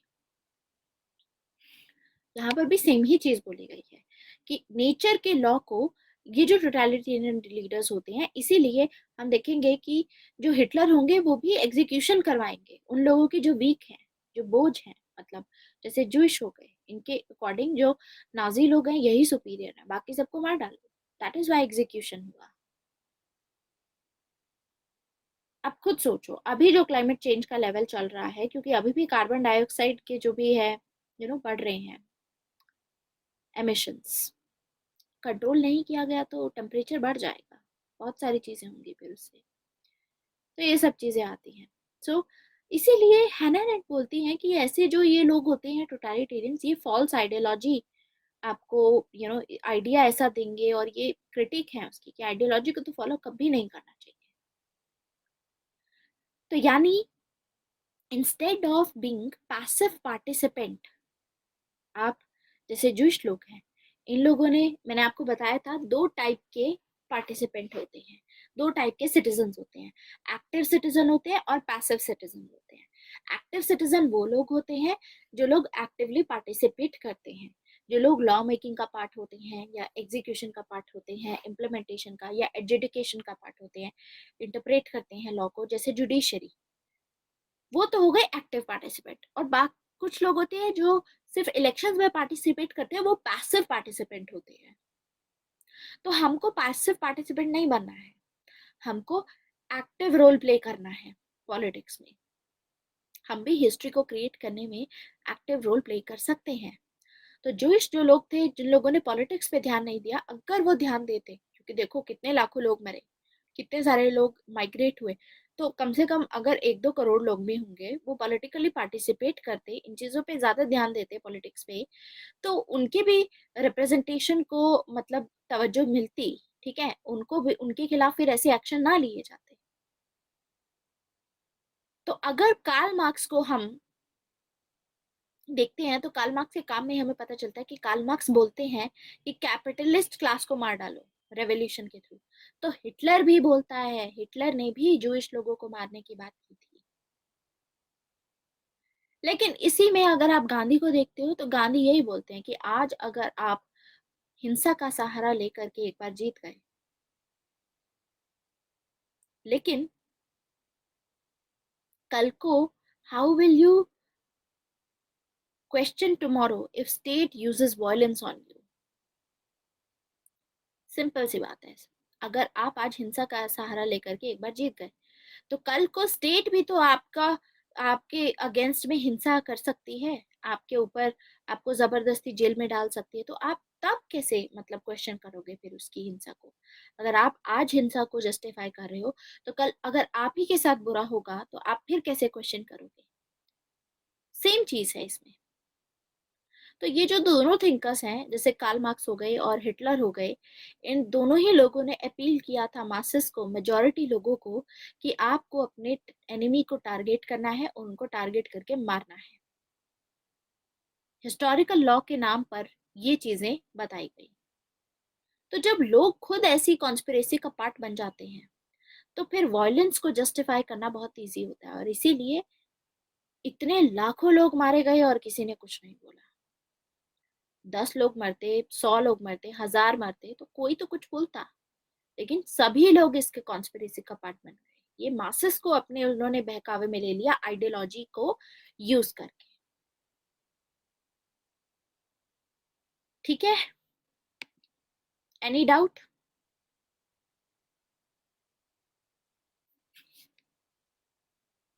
तो ये जो टोटलिटेरियनिज्म है, ये टोटलिटेरियनिज्म किस कंडीशंस में आता है, क्यों लोग टोटलिटेरियन लीडर से इतना इन्फ्लुएंस हो जाते हैं, ये समझते हैं क्या रीजन है।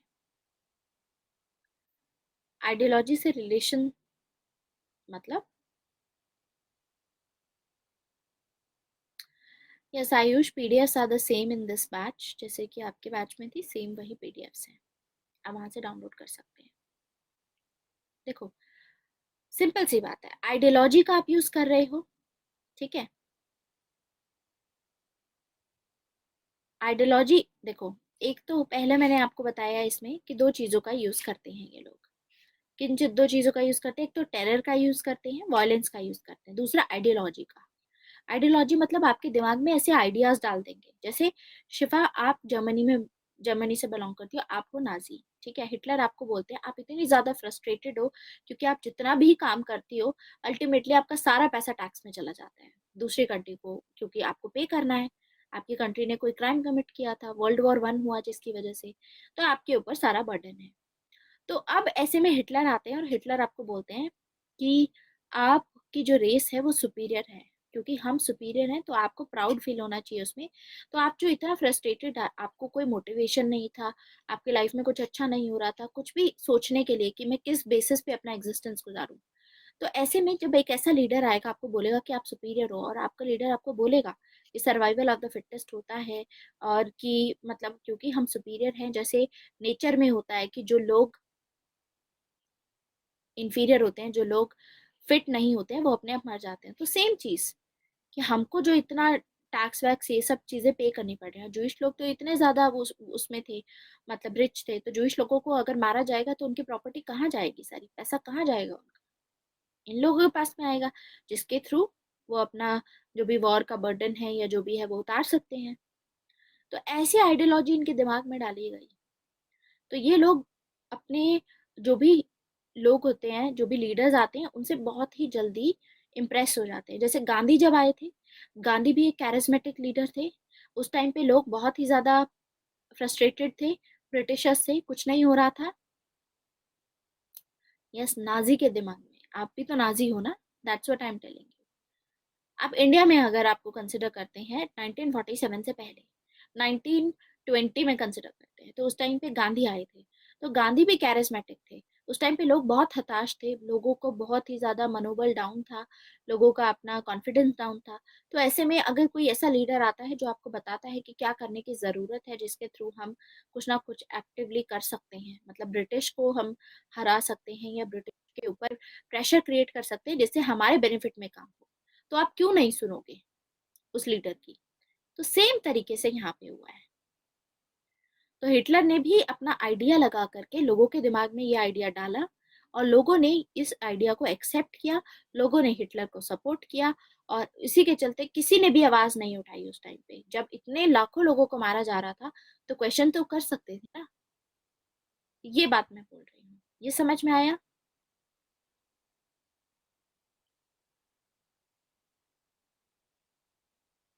ओके। सो टोटलिटेरियन स्टेट में दो चीजें, दो इंस्ट्रूमेंट काम करते हैं। अब ये होता है कि किन कंडीशंस की वजह से टोटलिटेरियनिज्म आता है, मतलब उभर के सामने आया, और किस वजह से लोग जो हैं इससे इन्फ्लुएंस हो जाते हैं। तो पहला रीजन जो हैना अरेंट ने दिया कि what are the conditions to give rise to totalitarianism.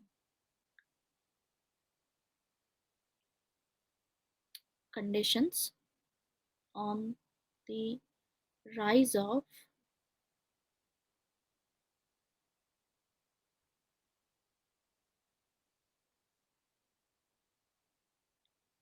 Totalitarianism. सबसे पहली कंडीशन हैना अरेंट की थी कि देखो, टोटलिटेरियनिज्म ऐसे एनवायरनमेंट में बहुत ज्यादा पनपता है जहां पर सोशल और इकोनॉमिक क्राइसिस होता है। जहां पर क्राइसिस होगा, जैसे कि उस टाइम पे जर्मनी में हो रहा था। जर्मनी में इकोनॉमिक क्राइसिस था, इन लोगों पे बर्डन था, इन्फ्लेशन बहुत बढ़ गई थी। जहां पर भी स्टेबिलिटी नहीं होती है लाइफ की, जहां लोग बहुत ही ज्यादा फ्रस्ट्रेटेड होते हैं, वल्नरेबल होते हैं लोग, वहां पर टोटलिटेरियनिज्म आता है। जैसे कि सीरिया में देखो, सीरिया में आज के टाइम पे, इराक में आज के टाइम पे आइसिस क्यों पनपी? ये भी टोटलिटेरियन है, फंडामेंटल है, ठीक है। आइसिस इसलिए पनपा क्योंकि उस टाइम पे वहां पर गवर्नमेंट के बीच में और लोगों के बीच में यहाँ पर स्टेबिलिटी नहीं है, फाइट हो रही है, सोशल इकोनॉमिक क्राइसिस है यहाँ पर, दैट्स व्हाई। जहां पर भी क्राइसिस होता है या पॉलिटिकल क्राइसिस होगा, वहां पर ऐसी चीजें, ऐसे एलिमेंट्स, टोटलिटेरियन एलिमेंट्स पनपते हैं। तो एक रीजन ये है। आज का एग्जाम्पल दे सकते हो और सेम आप जर्मनी का एग्जाम्पल दे सकते हो। दूसरा रीजन है टोटलिटेरियनिज्म का, जो ब्लेम करती है, ये मॉडर्निटी को ब्लेम करती है कि मॉडर्नाइजेशन की वजह से टोटलिटेरियनिज्म आया। क्योंकि इनका मानना है कि मॉडर्निटी के चलते आगे न्यूक्लियर बॉम्ब बनाए गए। और आपको पता है कि जापान में हिरोशिमा एंड नागासाकी में न्यूक्लियर बॉम्ब ड्रॉप किया गया था, एक्सप्लोजन किया गया था, जिसके चलते लाखों लोगों की डेथ हुई थी, बहुत सारे लोग मरे थे जापान में। तो ये मॉडर्निटी को सिंबलाइज करती है कि modernity is killing humanity. Modernity की वजह से ये जो न्यूक्लियर बम आया, उसी के चलते ह्यूमैनिटी को मारा जा रहा है। मतलब रही नहीं, इंसानियत ही नहीं रही है। मॉडर्निटी के चलते इंसानियत ही मर गई है लोगों में। तो इसीलिए अपनी जो सेकंड बुक है ऑन ह्यूमन कंडीशन, उसमें हैना अरेंट कहती हैं कि मोस्ट इम्पॉर्टेंट एक्शन जो होता है वो पॉलिटिकल पार्टिसिपेशन होता है। आप जब पॉलिटिकल अफेयर्स में पार्टिसिपेट करते हो, तो मॉडर्निटी की वजह से ही आज लोग अपने काम में इतना व्यस्त हो गए हैं कि पॉलिटिकल पार्टिसिपेट ही नहीं करते हैं। पब्लिक स्फीयर खत्म हो गया है। पब्लिक स्फीयर का मतलब होता है जहां पर जो जनता है, ये मॉडर्निटी की वजह से हुआ है। जो पब्लिक आती है, जहाँ पे डिबेट करती है, डिस्कशन करती है, सब चीजें, वो चीजें खत्म हो गई हैं। लोग अब पार्टिसिपेट नहीं करते हैं। तो इसके चलते जब लोग पार्टिसिपेट नहीं करेंगे, तो ब्यूरोक्रेटिक एडमिनिस्ट्रेशन सेंट्रलाइज हो जाती है। तो कुछ जो रिस्पॉन्सिबिलिटीज होती हैं वो हमको भी करनी चाहिए, लेकिन क्योंकि हम इतना ज्यादा इकोनॉमिक स्फीयर में, अपनी जॉब में और इस सब में बिजी हो गए हैं, तो हम अपनी जो सारी रिस्पॉन्सिबिलिटीज होती हैं, जो हमको परफॉर्म करनी होती है, कि हमको पार्टिसिपेट करना है, हमको डिसाइड करना है कि सोसाइटी कैसे बनाई जाए, वो सभी चीजें हम रिप्रेजेंटेटिव्स को, ब्यूरोक्रेट्स को ट्रांसफर कर देते हैं, डेलीगेट कर देते हैं।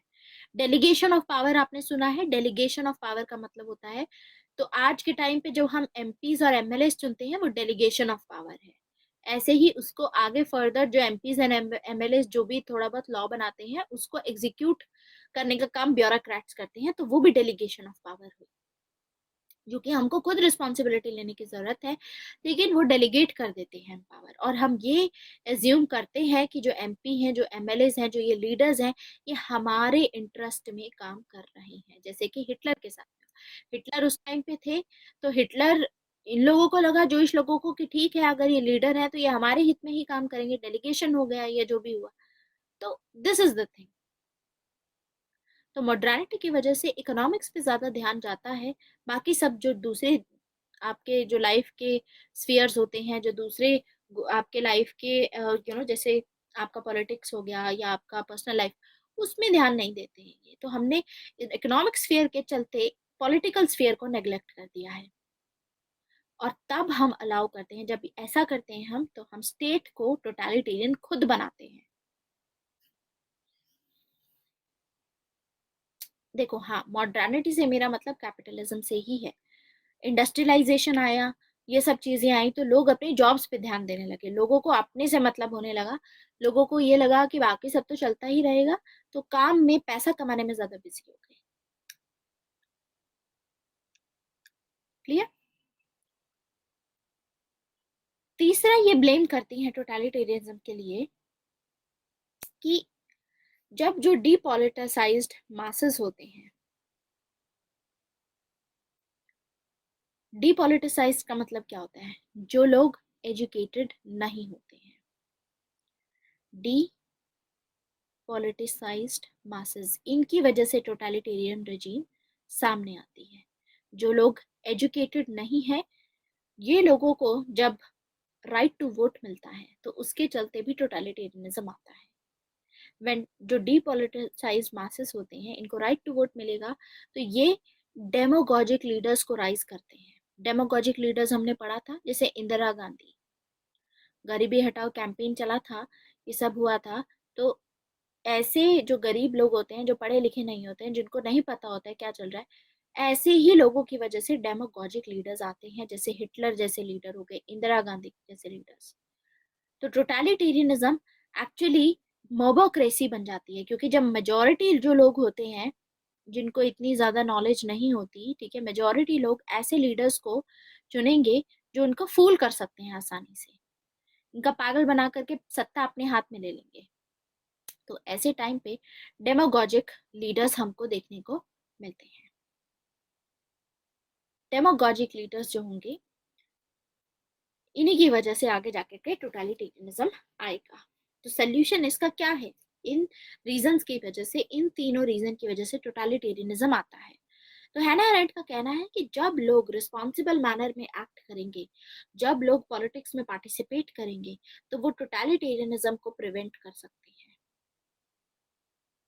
तब वो रोक सकते हैं। तो ये था हैना अरेंट का व्यू टोटलिटेरियनिज्म पे, आइडियोलॉजी पे और मॉडर्निटी पे। क्लियर? Any doubt?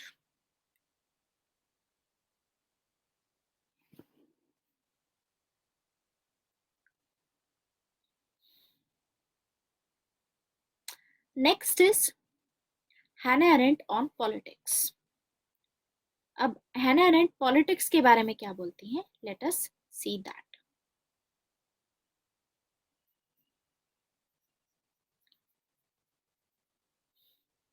पॉलिटिक्स में यही है कि पॉलिटिक्स में ज्वाइन करना चाहिए, ठीक है, डायरेक्टली खुद पार्टिसिपेट करो, एंड इस तरीके से आप डेलीगेशन मत करो, एमपीज एमएलएस को मत करो, खुद ही पार्टिसिपेट करोगे तो आप एटलीस्ट ऐसे जो भी लीडर्स हैं इनको रोक पाओगे।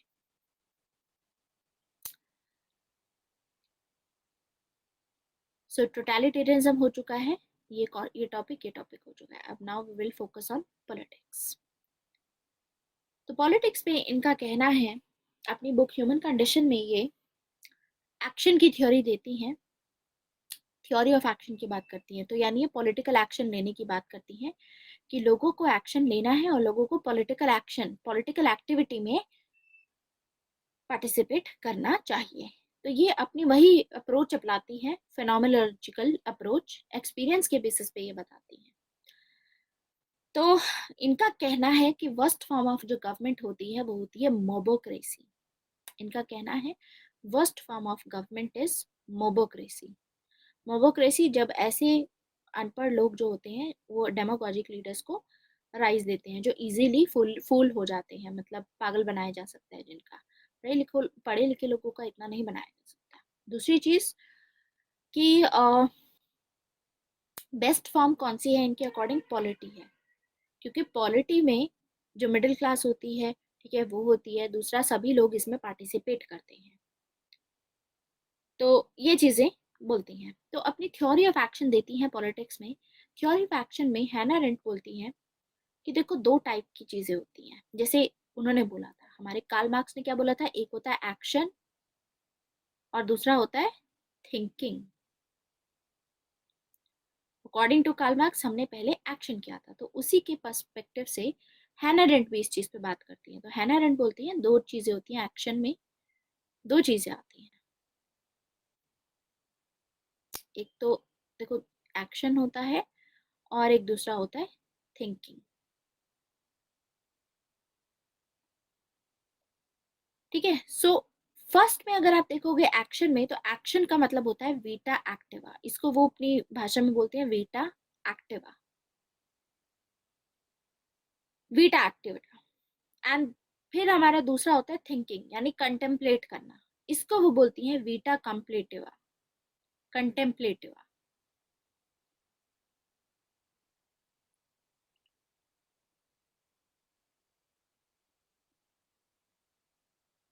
यस, आपको ये वर्ड्स लिखने हैं अपने आंसर में, you have to write it.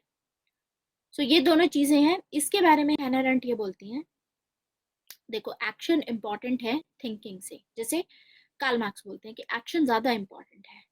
और एक्शन के पर्सपेक्टिव से ये तीन बातें बोलती हैं। देखो तीन टाइप के एक्शन होते हैं। पहला होता है लेबर, ठीक है, फर्स्ट इज लेबर। देन उसके बाद होता है, एक होता है वर्क, और एक होता है एक्शन। इनमें डिफरेंस है। लेबर के लिए ये वर्ड जो यूज करती हैं वो है animal labour on,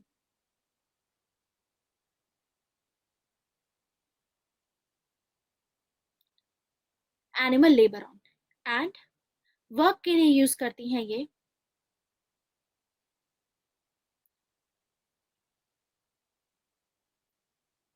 homo favour. हाँ, ये आइडिया के अगेंस्ट में है, आइडिया और आइडियोलॉजी सेम चीज है ना, दैट्स व्हाई। एंड फिर ये एक्शन के लिए वर्ड यूज करती हैं जून पॉलिटिकॉन।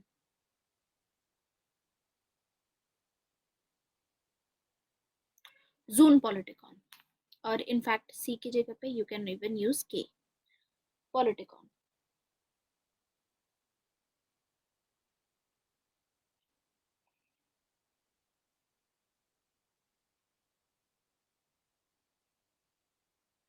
That's very strange.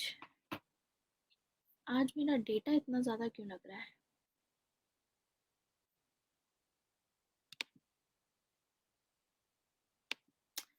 खैर, इसको जल्दी फिनिश करना पड़ेगा, अदरवाइज ये ऐसे नहीं होगा। लेबर, एनिमल लेबरॉन, एंड वर्क का हो गया होमोफेबर, एंड एक्शन का हो गया आपका जोन पॉलिटिकॉन। तो ये इन तीन चीजों के बारे में बात करती हैं। एंड उसके बाद ये हायरार्की, देखो ये हायरार्की दे रही है एक्शन की, कि तीन टाइप के एक्शंस होते हैं। पहला होता है जो लीस्ट इंपॉर्टेंट होता है, L for labour is L for least important. सबसे पहला होता है लेबर। लेबर मतलब एनिमल लेबर। लेबर का मतलब होता है ऐसे एक्शंस जो आप परफॉर्म करते हो जिसके चलते आपकी बेसिक नीड्स फुलफिल होती हैं, ठीक है, जिसके ऊपर आपका कोई कंट्रोल नहीं होता, आपके पास में कोई फ्रीडम नहीं होता। जैसे खाना है, ये हमारी बेसिक नीड्स है। अगर हम पानी नहीं पियेंगे, अगर हम खाना नहीं खाएंगे तो हमारा, हम सरवाइव नहीं कर पाएंगे, ठीक है। इसके ऊपर हमारा कोई कंट्रोल नहीं है, हमारी कोई फ्रीडम नहीं है। और ऐसा नहीं है कि इसमें सिर्फ ह्यूमंस के साथ है, एनिमल्स के साथ भी है। एनिमल्स भी अगर खाना नहीं खाएंगे और ये नहीं करेंगे तो उनके साथ में भी सेम चीज होगी, right. So this is what we get to know. So on animals perform this action. तो इस स्टेज में, ये जो पहली होती है ना लेबर की जो स्टेज होती है, इस स्टेज में मैन जो होता है वो एनिमल लेबर ऑन होता है, एनिमल की तरह एक्ट करता है, ह्यूमन की तरह एक्ट नहीं करता, क्योंकि यहाँ पर सिर्फ बेसिक नीड्स फुलफिल हो रही हैं, basic needs of survival. Second आता है वर्क। वर्क से रिलेटेड हैना अरेंट बोलती हैं कि वर्क में वो सभी एक्शंस आते हैं जिसमें इकोनॉमिक एक्टिविटीज या प्रोफेशनल एक्टिविटीज आप अपनी परफॉर्म करते हो। तो यहाँ पर मैन एक तरीके से बिल्डर की तरह काम करता है जो इस वर्ल्ड को बनाता है। Man is the builder of the world. Man यहाँ पर इस एक्शन को परफॉर्म करेगा एंड इस वर्ल्ड को वर्थ लिविंग बनाएगा, ताकि ये जो वर्ल्ड है ये जीने लायक बन सके इस एक्शन से। तो इसमें मैन होमोफेबर होता है। होमोफेबर का मतलब होता है मैन इसमें फ्री होता है, लेकिन पूरी तरीके से फ्री नहीं रहेगा, पार्शियली फ्री होता है मैन इसमें।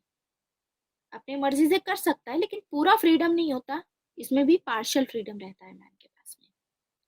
फिर सबसे जो मोस्ट इंपॉर्टेंट एक्शन आता है वो होता है एक्शन, और ये सबसे हाईएस्ट है हायरार्की में। एक्शन सबसे हाईएस्ट है, जिसमें ये बोलते हैं कि ये जो एक्शन होता है ये सिर्फ ह्यूमंस परफॉर्म करते हैं, इसको एनिमल्स परफॉर्म नहीं कर सकते। इसमें कंप्लीट फ्रीडम होता है मैन के पास में। It is participation in politics. ये पॉलिटिकल एक्शन की बात कर रही है। जब मैन परफॉर्म करता है पॉलिटिकल एक्शन, तो मैन जैसे ही पॉलिटिक्स में पार्टिसिपेट करता है तो वो ह्यूमन कंडीशंस आ जाती है, मतलब मैन अब ह्यूमन की तरह एक्ट कर रहा है। तो मैन इज जून पॉलिटिकॉन, मतलब मैन एक पॉलिटिकल एनिमल है। जब मैन पार्टिसिपेट करेगा तो मैन ह्यूमनली उसमें ट्रेट्स आएंगे। तो अपना एक्शन का एनालिसिस देख करके हैना अरेंट बोलती है कि जो एक्शन होता है सबसे इंपॉर्टेंट होता है, क्योंकि एक्शन के थ्रू आप अपनी आइडेंटिटी रिवील करते हो कि आप एक ह्यूमन हो। अदरवाइज तो आप एनिमल की तरह काम कर रहे थे। जब तक आप पार्टिसिपेट नहीं करोगे आप ह्यूमन नहीं बनोगे। आप एक्चुअलाइज करते हो अपने फ्रीडम को, क्योंकि कंप्लीट फ्रीडम तब आता है आपके पास में। तो अब तब आपको रियलिटी पता चलती है of the world, you know, you reaffirm the reality. So इसके बेसिस पे हैना अरेंट बोलती हैं कि ये जो इम्पोर्टेंट है, ये जो पॉलिटिकल एक्शन है ये सबसे इम्पोर्टेंट है। Partial freedom in the sense that कि आपको काम करना है, लेकिन आपके ऊपर कुछ बर्डन तो रहेगा ना, कुछ आपकी डेडलाइंस रहेंगी, आप अपने मुताबिक नहीं कर सकती। ठीक है, अगर आपका खुद का भी बिजनेस है तो भी कुछ डेडलाइंस होती हैं, अगर आपको अपना ग्रोथ करनी है तो वर्क इस तरीके से होता है। बट यहाँ पर एक्चुअल फ्रीडम होता है जहाँ आप तसल्ली से बैठ करके एक दूसरे के साथ में डिसाइड करते हो, डिबेट करते हो कि क्या होना चाहिए सोसाइटी का बेसिस। ठीक है, तो यहाँ पर पार्शियली फ्री होता है, क्योंकि हमको बेहतर वर्ल्ड में रहना है, और बेहतर वर्ल्ड में रहने के लिए जल्दी जल्दी काम करना होगा। जितनी जल्दी प्रोग्रेस होगी उतनी जल्दी आपके लिए बेहतर वर्ल्ड बनेगा ये जीने के लिए। तो आप पार्शियली फ्री हो, समझाया? यहाँ पर भी आप फ्री नहीं हो, यहाँ पर आपका कोई कंट्रोल नहीं है यहाँ पर, लेकिन आप फ्री यहाँ पर हो, सिर्फ एक्शन में। तो इसीलिए हैना अरेंट बोलती हैं कि एक्शन के दो कंपोनेंट होते हैं। There are two components of action. कौन कौन से कंपोनेंट होते हैं? दो टाइप के कंपोनेंट होते हैं। एक होता है फ्रीडम। फ्रीडम जिसमें ये फ्रीडम को नेटैलिटी की तरह डिफाइन करती है कि फ्रीडम इज नेटैलिटी। नेटैलिटी का क्या मतलब होता है? नेटैलिटी का मतलब होता है कि N for natality, N for new. ठीक है, ऐसे याद रखोगे कि कुछ नया अगर आपको करना है, ठीक है, तो आपके पास में ये कैपेसिटी है कि आप कोई नई चीज कर सकते हैं। तो दो टाइप के एक्शन होते हैं कि आप कुछ नया करना चाहते हो तो वो हो गया, आपके पास में फ्रीडम है, उसमें नेटैलिटी होगी। दूसरी होती है प्लूरैलिटी। प्लूरैलिटी प्लूरैलिटी में दो चीजें आती हैं। प्लूरैलिटी में या तो आप इक्वालिटी मांगते हो, क्योंकि इसमें इक्वालिटी रहेगी, और एक रहेगी डाइवर्सिटी। ये दो चीजें रहती हैं। तो प्लूरैलिटी में देखो, इक्वालिटी का मतलब होता है कि सेमनेस। सेमनेस का मतलब होता है क्योंकि हम सभी ह्यूमंस हैं तो हम सभी इक्वल है, हम सभी सेम है। ठीक है, तो एक्शन में एक ये भी चीज रहती है, ये कंपोनेंट भी होता है कि हम सभी इक्वल है तो हम सभी सेम है। सिमिलरली डाइवर्सिटी होती है कि डाइवर्सिटी भी रहती है एक्शन में, कि हम सभी सेम है लेकिन उसके बावजूद हम सब डिफरेंट है। यानी हम सभी यूनिक हैं, हम सभी ह्यूमंस हैं, लेकिन उसके बावजूद हम सभी यूनिक है, हम सभी डिफरेंट है।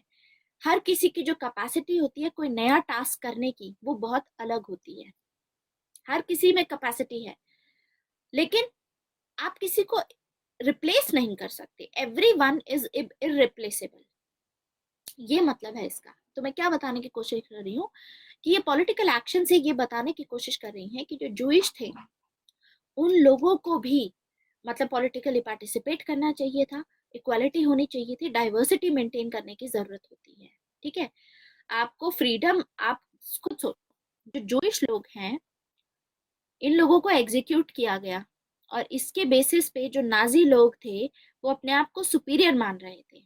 तो क्योंकि यहाँ पर उनके पास में कंपैरिजन करने के लिए कोई था सुपीरियर करने के लिए।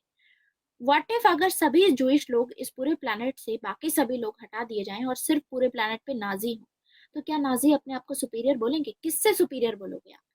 क्या आप किससे सुपीरियर हो? जो लोग एग्जिस्ट ही नहीं कर रहे हैं, किससे फिर आप सुपीरियर बोलोगे? हर कोई यूनिक होता है, कंपैरिजन के लिए कोई है ही नहीं, तो फिर किस चीज में प्राइड फील होगी? तो उसी चीज को ये बताने की कोशिश कर रहे हैं कि पॉलिटिकल एक्शन में ये दोनों कंपोनेंट होने चाहिए। पॉलिटिकल एक्शन में प्लुरलिटी भी होनी चाहिए और नेटैलिटी भी होनी चाहिए। फ्रीडम भी होना चाहिए कि आप कोई नया काम कर सकते हो जो आपके मुताबिक आपको ठीक लगे। हर किसी के पास में एक कैपेसिटी है करने की, तो नाजी लोगों के पास में भी कैपेसिटी थी कोई नया काम करने की। पॉलिटिकल एक्शन का मतलब ये नहीं है कि जो नाजी लोग थे वो पॉलिटिकली एक्टिव थे तो वो अपना जो भी डिसाइड करेंगे वो सही रहेगा। नहीं, उसमें भी प्लुरलिटी मेंटेन करनी होती है। ऐसा पॉलिटिकल एक्शन, आप खुद सोचो, आप डिबेट और डिस्कशन किसके साथ में करोगे? जब डिफरेंट बैकग्राउंड से लोग अपने कंसर्न्स लेकर के आएंगे तभी तो आप डिबेट और डिस्कस करके अच्छे एलिमेंट्स आएंगे। कोई आर्ग्यूमेंट अगर आपको जीतना है तो आप आर्ग्यूमेंट तब जीतोगे जब सामने वाला प्रेजेंट होगा। तो उसी के बेसिस पे पॉलिटिकल एक्शन में प्लुरलिटी भी होनी जरूरी है, ये कहती हैं हैना अरेंट। यानी इक्वालिटी भी होनी चाहिए, सामने वाले को इक्वल समझो, और डाइवर्सिटी भी होनी चाहिए। Don't get rid of them, उनको मारने की जरूरत नहीं है। पॉलिटिकल एक्शन में ये होता है। दिस इज व्हाट हैना अरेंट सेज। तो हैना अरेंट इन दोनों चीजों पे फोकस करती है, कंपेरेंट एक्शन पे बात करती है कि पॉलिटिकल एक्शन होना चाहिए और उस पॉलिटिकल एक्शन में भी आपको ये सब फॉलो करना है। तो इनका मानना है कि सभी की जो जिंदगी है वो प्रेशियस है।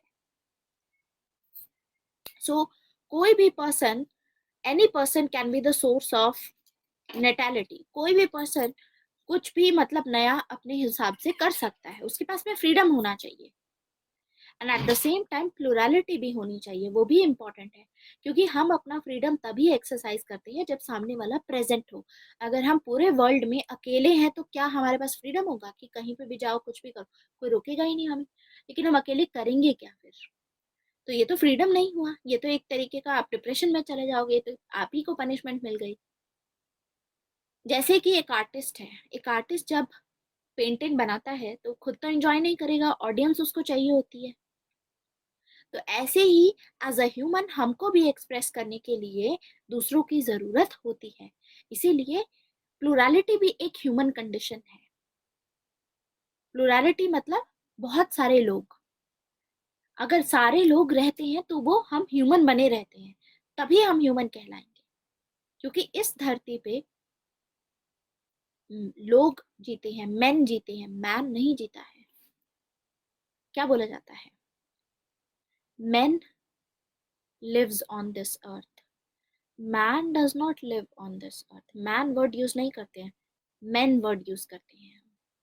बहुत सारे लोग, क्योंकि जब बहुत सारे रहेंगे तभी तो आप लोग ह्यूमन कंडीशंस इसमें रहेंगी। तो ये इसमें बताने की हमको कोशिश कर रही है कि लोगों को पार्टिसिपेट करने की जरूरत है पॉलिटिक्स में। सभी के पास में फ्रीडम होना चाहिए अपना व्यू पॉइंट एक्सप्रेस करने का।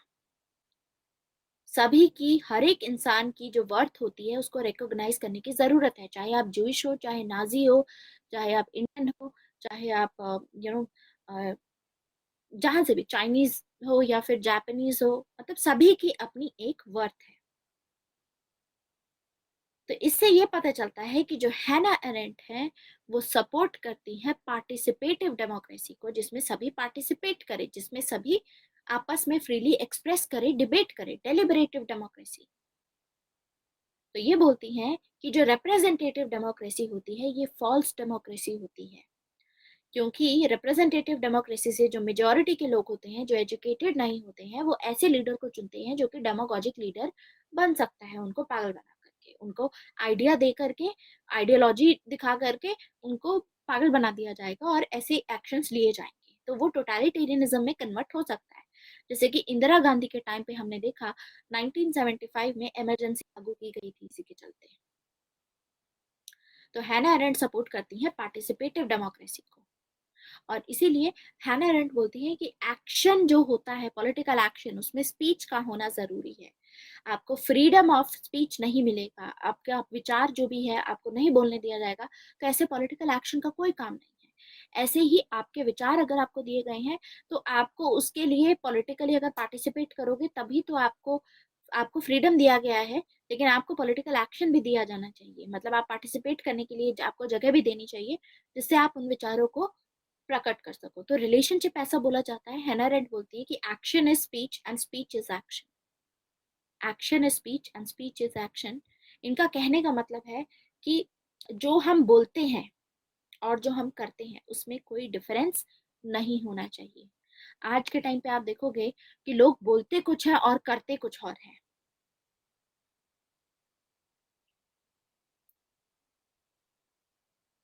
क्लियर? सो ये कहना था हैना अरेंट का अपनी एक्शन के उसमें। तो यानी हैना अरेंट अपने वर्ड्स में ये बोलती हैं कि पावर हम वहां पर एक्चुअलाइज कर सकते हैं जहां पर वर्ड्स होते हैं, जहां पर लोगों को बोलने दिया जाता है। Freedom of speech and expression है जहां पर जो वर्ड्स हैं वो खोखले नहीं होते, जहां पर वर्ड्स को इसलिए यूज नहीं किया जाता कि अपनी रियल इंटेंशन को हाइड किया जा सके, बल्कि जहां पर आप रियलिटी जो होती है उसको डिस्क्लोज करो वर्ड्स के थ्रू। पावर एक ऐसी चीज है, पावर तब आती है लोगों के पास में जब आप देखो, एथिक्स में भी यही होता है। एथिक्स में पॉलिटिक्स का जो रीजन होता है, तो हैना अरेंट उसमें बोलती है, हैना अरेंट बोलती है पॉलिटिक्स और एथिक्स साथ में है, क्योंकि जो आप बोलते हो वो अगर आप करोगे तो वो एथिकल चीज होगी। क्योंकि पॉलिटिशियंस आजकल क्या कहते करते हैं, आजकल बोलते कुछ और है और करते कुछ और है। तभी तो डेमोक्रेटिक लीडर सामने आते हैं जो कि टोटलिटेरियन रिजीम को अपना आगे फर्दर करेंगे, तो एस्टेब्लिश करेंगे। तो हैना अरेंट का कहना है कि एक्शन ही इकलौती ऐसी एक्टिविटी है जो कि डायरेक्टली ह्यूमंस के बीच में होती है, जिसमें सभी लोग होते हैं अलग अलग बैकग्राउंड से। इसी कंडीशन को, ये कंडीशन बहुत इंपॉर्टेंट है, इसी ये जो कंडीशन होती है यही ह्यूमन कंडीशन बनाती है। तो ये था इनका विचार रिगार्डिंग दिस पॉलिटिक्स पे। ये पॉलिटिक्स में फ्रीडम ऑफ स्पीच भी होना चाहिए, डेमोक्रेटिक सेटअप में जैसे होता है बिल्कुल वैसे। ठीक है, अलाउ करो सामने वाले को, freedom of speech and expression भी होना चाहिए। ठीक है, और इसी में आ जाता है आपका ह्यूमन कंडीशन, ये हम कवर कर ही चुके हैं, ये मैं आपको बता ही चुकी हूँ कि इतना नॉर्मल बन जाता है इन लोगों के लिए क्राइम करना कि इनको रियलाइज ही नहीं होता है। ये लोगों के पास में अपनी खुद की सेल्फ कॉन्शियसनेस नहीं होती है, सोचते ही नहीं है ये खुद कुछ, सेल्फ कॉन्शियस ही नहीं होते ये लोग। कॉन्शियसनेस होती तो ये कभी ऐसे एक्शन ना लेते, इनके लिए बहुत नॉर्मल बन जाता है, ये ऐसे फॉलो करते हैं। और ह्यूमन कंडीशन में मैंने सिविक रिपब्लिकनिज्म आपको बता ही दिया है, मतलब लोगों को पार्टिसिपेट करने की जरूरत है। अब बात करती हैं पावर की। अभी एक कॉन्सेप्ट रह गया है हैना अरेंट का। तो हैना अरेंट पावर पे क्या बोलती है? हैना अरेंट का पावर पे कहना है कि अपनी अंडरस्टैंडिंग की, टोटलिटेरियनिज्म को अपनी जो भी इनके अंडरस्टैंडिंग है उसके बेसिस पे हमें पता है कि इन्होंने ह्यूमन एक्शन की बात की थी। तो ये ट्राई कर रही हैं कि पावर का रियल मीनिंग दे पाए, पावर का वो वाला मीनिंग, ऐसा मीनिंग नहीं जो हम समझते हैं। हम क्या समझते हैं जब भी हम पावर की बात करते हैं, तो हम, मैं अगर आपको बोलूं पावर क्या होती है, तो आप बोलोगे पावर का मतलब है स्ट्रेंथ।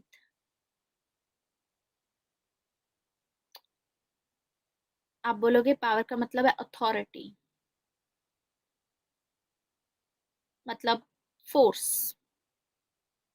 ठीक है, फोर्स कर सकते हैं, या फिर वायलेंस, ये वर्ड भी यूज कर सकते हैं हम। तो इतने सारे तरीके हैं पावर को, जब हम यूजुअली जनरली हम पावर को ऐसे सोचते हैं कि पावर इज दिस, लेकिन हैना अरेंट क्या करेंगी, पावर को इनसे अलग बताएंगी कि पावर का मतलब स्ट्रेंथ नहीं होता, पावर का मतलब फोर्स भी नहीं होता, पावर का मतलब वायलेंस भी नहीं होता, इनमें सभी में डिफरेंस होता है। तो जो भी आप बता रहे हो भी फिलहाल जनरली, वो एक ना एक इन तीनों कैटेगरी में से किसी में डाला जा सकता है। तो ये पावर की रियल मीनिंग देने की कोशिश करेंगी, और ये बोलती हैं कि अगर आपको पावर को समझना है तो हमको सबसे पहले इन वर्ड्स के बीच का डिफरेंस समझना होगा कि पावर में और फोर्स में क्या डिफरेंस है, पावर में और स्ट्रेंथ में क्या डिफरेंस है, पावर में और वायलेंस में क्या डिफरेंस है। तो सबसे पहले इन तीनों के साथ में ये इनको कंपेयर करेंगी। तो सबसे पहले कंपेयर करेंगी पावर को स्ट्रेंथ के साथ में। स्ट्रेंथ के साथ में कंपेयर करके हैना अरेंट बोलती हैं कि देखो, स्ट्रेंथ जो होती है वो इंडिविजुअल होती है, इंडिविजुअल मतलब एक इंसान के पास में होती है। ठीक है, एक इंसान या तो उसके पास में स्ट्रेंथ है, ठीक है, या तो वो पर्सन स्ट्रांग होगा या वो पर्सन वीक होगा, लेकिन होती हमेशा एक ही इंसान के पास में है। या तो वो स्ट्रांग होता है, स्ट्रेंथ का मतलब होता है स्ट्रांग, या वो वीक होगा, या तो उसके पास में स्ट्रेंथ है या फिर वो वीकनेस है उसकी। ठीक है, लेकिन पावर स्ट्रेंथ से अलग होती है, क्योंकि पावर जो होती है वो कलेक्टिव होती है, वो इंडिविजुअल नहीं होती। पावर कलेक्टिव होती है, जब बहुत सारे लोग एक साथ मिलकर के आते हैं, एक साथ एक्ट करते हैं, तो बन जाती है पावर। राइट, सो उसको पावर बोलते हैं, कलेक्टिव को पावर बोलते हैं। मतलब अगर बहुत सारे लोग, सोसाइटी के सभी लोग मिलकर के साथ में आ जाएं और किसी चीज के खिलाफ, अगर कोई भी चीज जो भी मतलब कोई भी क्रिमिनल है उसके खिलाफ अगर ऐसे करेंगे तो पावर आ जाती है। तो कोई भी अगर टोटलिटेरियन है या कोई भी अगर तानाशाह है इस चीज में, तो उसको फिर हटाया जा सकता है। राइट। तो ये कहना है हैना अरेंट का कि जो पावर होती है वो कलेक्टिव होती है, स्ट्रेंथ हमेशा इंडिविजुअल होती है। तो इन दोनों में डिफरेंस है। दूसरी चीज ये बोलती है आगे कि पावर और फोर्स में भी डिफरेंस होता है। कैसे? फोर्स जो होती है हैना अरेंट के अकॉर्डिंग नेचर के पास में होती है। फोर्स जो होती है वो नेचर के पास में होती है। जैसे विंड फोर्स हम बोलते हैं, वाटर, जब सुनामी आता है तो कितनी फोर्स से, मतलब फायर, ये सभी चीजें तो नेचर में फोर्स होती है। तो फोर्स जो वर्ड है वो नेचर की कैरेक्टरिस्टिक है। पावर जो है वो सोसाइटी से आती है, नेचर से नहीं आती। ये नेचर से आती है, ये सोसाइटी से आता है। पावर हमेशा सोसाइटी से आती है अकॉर्डिंग टू हैना अरेंट, सोशल वर्ल्ड से आती है। तो power is a characteristic of society. दूसरी चीज है पावर एंड वॉयलेंस में डिफरेंशिएट करते हैं कि वॉयलेंस जो होती है वो स्टेट से बिलोंग करती है, स्टेट वॉयलेंस यूज करता है, पावर नहीं करती। वॉयलेंस यूज करती है authority, violence is used by authority और द स्टेट, हमेशा ये यूज करेगा। लेकिन पावर कौन यूज करते हैं? Power is used by the people. तो यानी जब लोग, सोसाइटी में जो लोग रहते हैं वो साथ में आते हैं तो पावर जनरेट होती है, पावर कलेक्टिव होती है।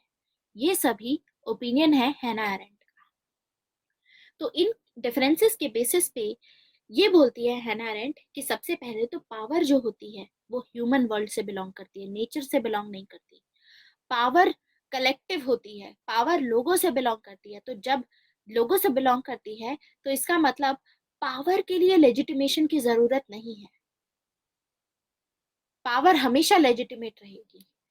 पावर सुई जेनरस होती है, मतलब अपने आप इमर्ज होती है, अपने आप डिसअपियर हो जाती है। पावर को आप एक जगह पे स्टोर नहीं कर सकते। पावर इज सुई जेनरस। सुई जेनरस का क्या मतलब होता है? सुई जेनरस का मतलब होता है अपने आप उभरती है, इमर्ज होती है। जब सभी लोग साथ में आ जाएंगे सोसाइटी के तो पावर आ जाएगी। जब सभी लोग अपने पर्सनल स्फीयर में चले जाएंगे, अपने अपने घरों में और अपने पर्सनल लाइफ में ज्यादा ध्यान देंगे तो पावर नहीं होती फिर। तो ऐसा नहीं है कि आप आईएएस बन जाओगे तो आपके पास में पावर आ जाएगी, आप पॉलिटिशियन बन जाओगे तो आपके पास में पावर आ जाएगी, या आप एक इंडस्ट्रियलिस्ट बन जाओगे, आपके पास में इतना पैसा है कि आपके पास में पावर आ जाएगी। पावर अपने आप इमर्ज होती है, पावर को स्टोर नहीं कर सकते। पावर तब इमर्ज होती है जब सभी लोग साथ में आते हैं। पावर डिसअपियर हो जाती है जब आप अपने प्राइवेट स्फीयर में, अपने अपने घरों में चले जाते हैं। That's when power disappear. Power लोगों से बिलोंग करती है। जब लोग साथ में मिलकर के काम करते हैं तो पावर एक is a source of freedom. Power, जब साथ में लोग काम करेंगे तो फ्रीडम आएगा। सभी लोग हैं, साथ में मिलकर के काम करते हैं, तो ये मतलब होता है इनका पावर का। जब सभी लोग मिलकर के एक ही आवाज में एक चीज को समझ करके उसको बोलते हैं, ठीक है, उसको प्रेस करते हैं, तो फिर वो चीज ऑब्वियसली होगी, वो चीज फॉलो की जाएगी। तो ये कॉन्सेप्ट था हैना अरेंट का पावर को लेकर के। और हैना अरेंट क्या कहना चाहते हैं इसके थ्रू कि अगर जूइश लोग साथ में मिलकर के आते, अगर वो लोग साथ में मिलकर के प्राइवेट एक्ट करते, अपने प्राइवेट स्फीयर में, अपनी पर्सनल लाइफ में, इंडस्ट्री में और अपने बिजनेस में इतने बिजी ना होते, साथ में मिलकर के आते, तो उनको हराना मुश्किल था, उनके अगेंस्ट में ऐसा एक्शन लेना मुश्किल था। वो पावरफुल होते। तो कोई पॉलिटिशियन हो या कोई भी पैसे वाली ताकत हो, कोई उनका कुछ नहीं बिगाड़ सकती थी। This is the message behind it.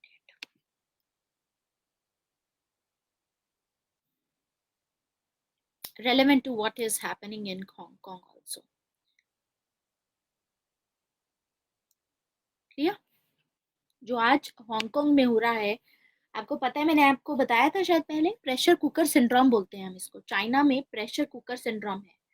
मतलब चाइना में इतना ज्यादा उन लोगों ने, मतलब लोगों को उनको राइट्स नहीं दिए हुए हैं। लोगों को इतना दबा के रखा हुआ है कि अब फटने वाला है। वो ऐसा प्रेशर कुकर है कि बहुत जल्दी फटेगा। क्योंकि लोगों को फ्रीडम नहीं आप दोगे तो यही होगा। मॉडर्नाइजेशन आ चुका है, सब चीजें हो चुकी है। लोगों को पता है, बाहर वाले वर्ल्ड से कनेक्टेड है कि बाहर कितने फ्रीडम दिए जाते हैं। बाहर लोगों को डिसाइड करने दिया जाता है कि कैसी आपकी सरकार हो, कौन रिप्रेजेंटेटिव होगा, कौन आपके लिए काम करेगा। सेम चीज अब चाइना में भी होनी शुरू हो गई है। तो जो हांगकांग में हो रहा है, जो आप आजकल न्यूज में देख रहे हैं, वो इसका पर्सपेक्टिव है। इसमें पावर भी यूज कर सकते हैं आप, कि जब साथ में लोग आएंगे तो ऐसे तानाशाह, ऐसे इकोनॉमिक जो भी इंडस्ट्रियलिस्ट हैं, उनको आप हटा दोगे फिर।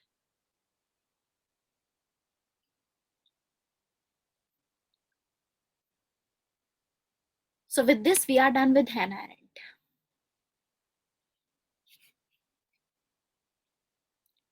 Yes, power is generated by people. जब लोग साथ में आएंगे ना, तब होगी।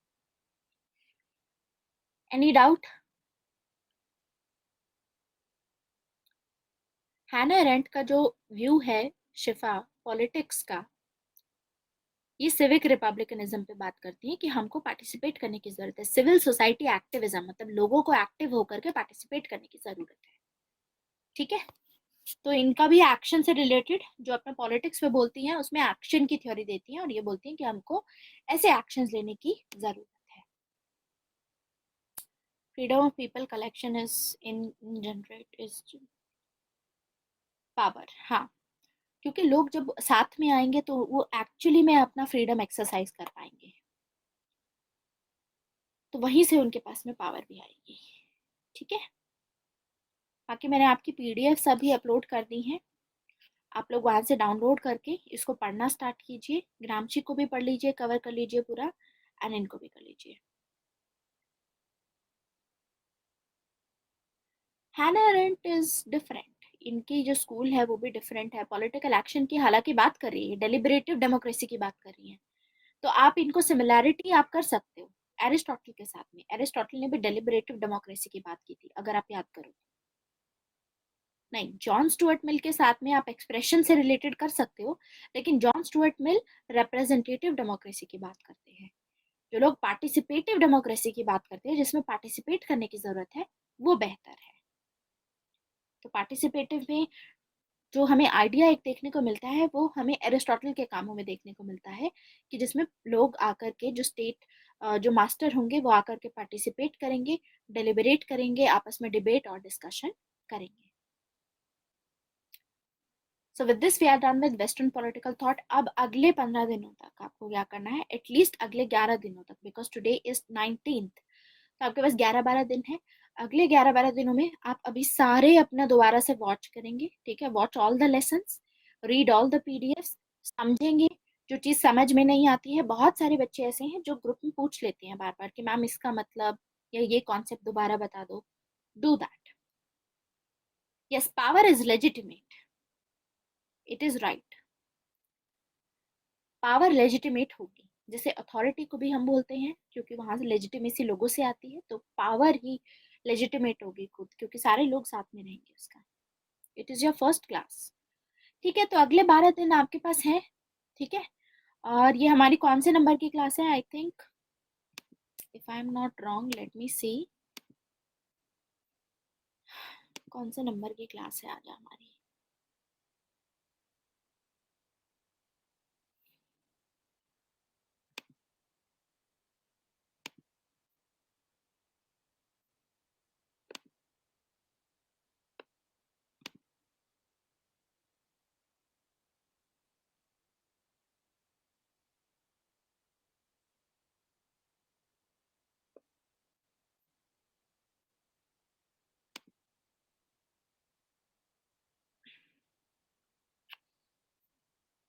Twenty one. नहीं, 21 नहीं, सॉरी, ज्यादा बोल दिया। टू सी 1 2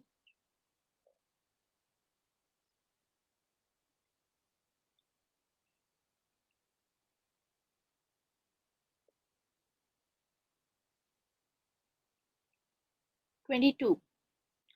सो इससे पहले 22 क्लासेस हो चुकी हैं, ठीक है। हाँ, 12 एवरी मंथ हुई है ना, तो 22 हुई है अभी टोटली। ठीक है, तो 22 क्लासेस आपको अगले 12 डेज में, और हो सकता है कि उसके बाद शुरू के 5 दिन की भी छुट्टी हो, ठीक है, if it is happening. Otherwise आप इन 15 से 17 दिन आपके मिलेंगे, आप उसमें ये पूरा कंप्लीट कर लो। बाकी सब लोग भी अपना वेस्टर्न पॉलिटिकल थॉट रिवाइज करेंगे। कल हमारा पहला आंसर राइटिंग सेशन है आप लोगों का, हम वो करेंगे अब, क्योंकि ऑलमोस्ट 2 घंटे हो ही चुके हैं, आप लोगों को डिनर भी करना होगा। When I have to do my dinner also. हाँ, क्लास रहेगी आपकी 9:30 टू 11। ठीक है, नहीं क्लास होगी शेरपा, लेकिन वो आंसर राइटिंग की क्लास होगी अब 9:30 से रात को 11 बजे तक, ठीक है। बाकी जो टॉपिक कंप्लीशन होगा वहां पर एक तरीके से लीव टाइप हो गया।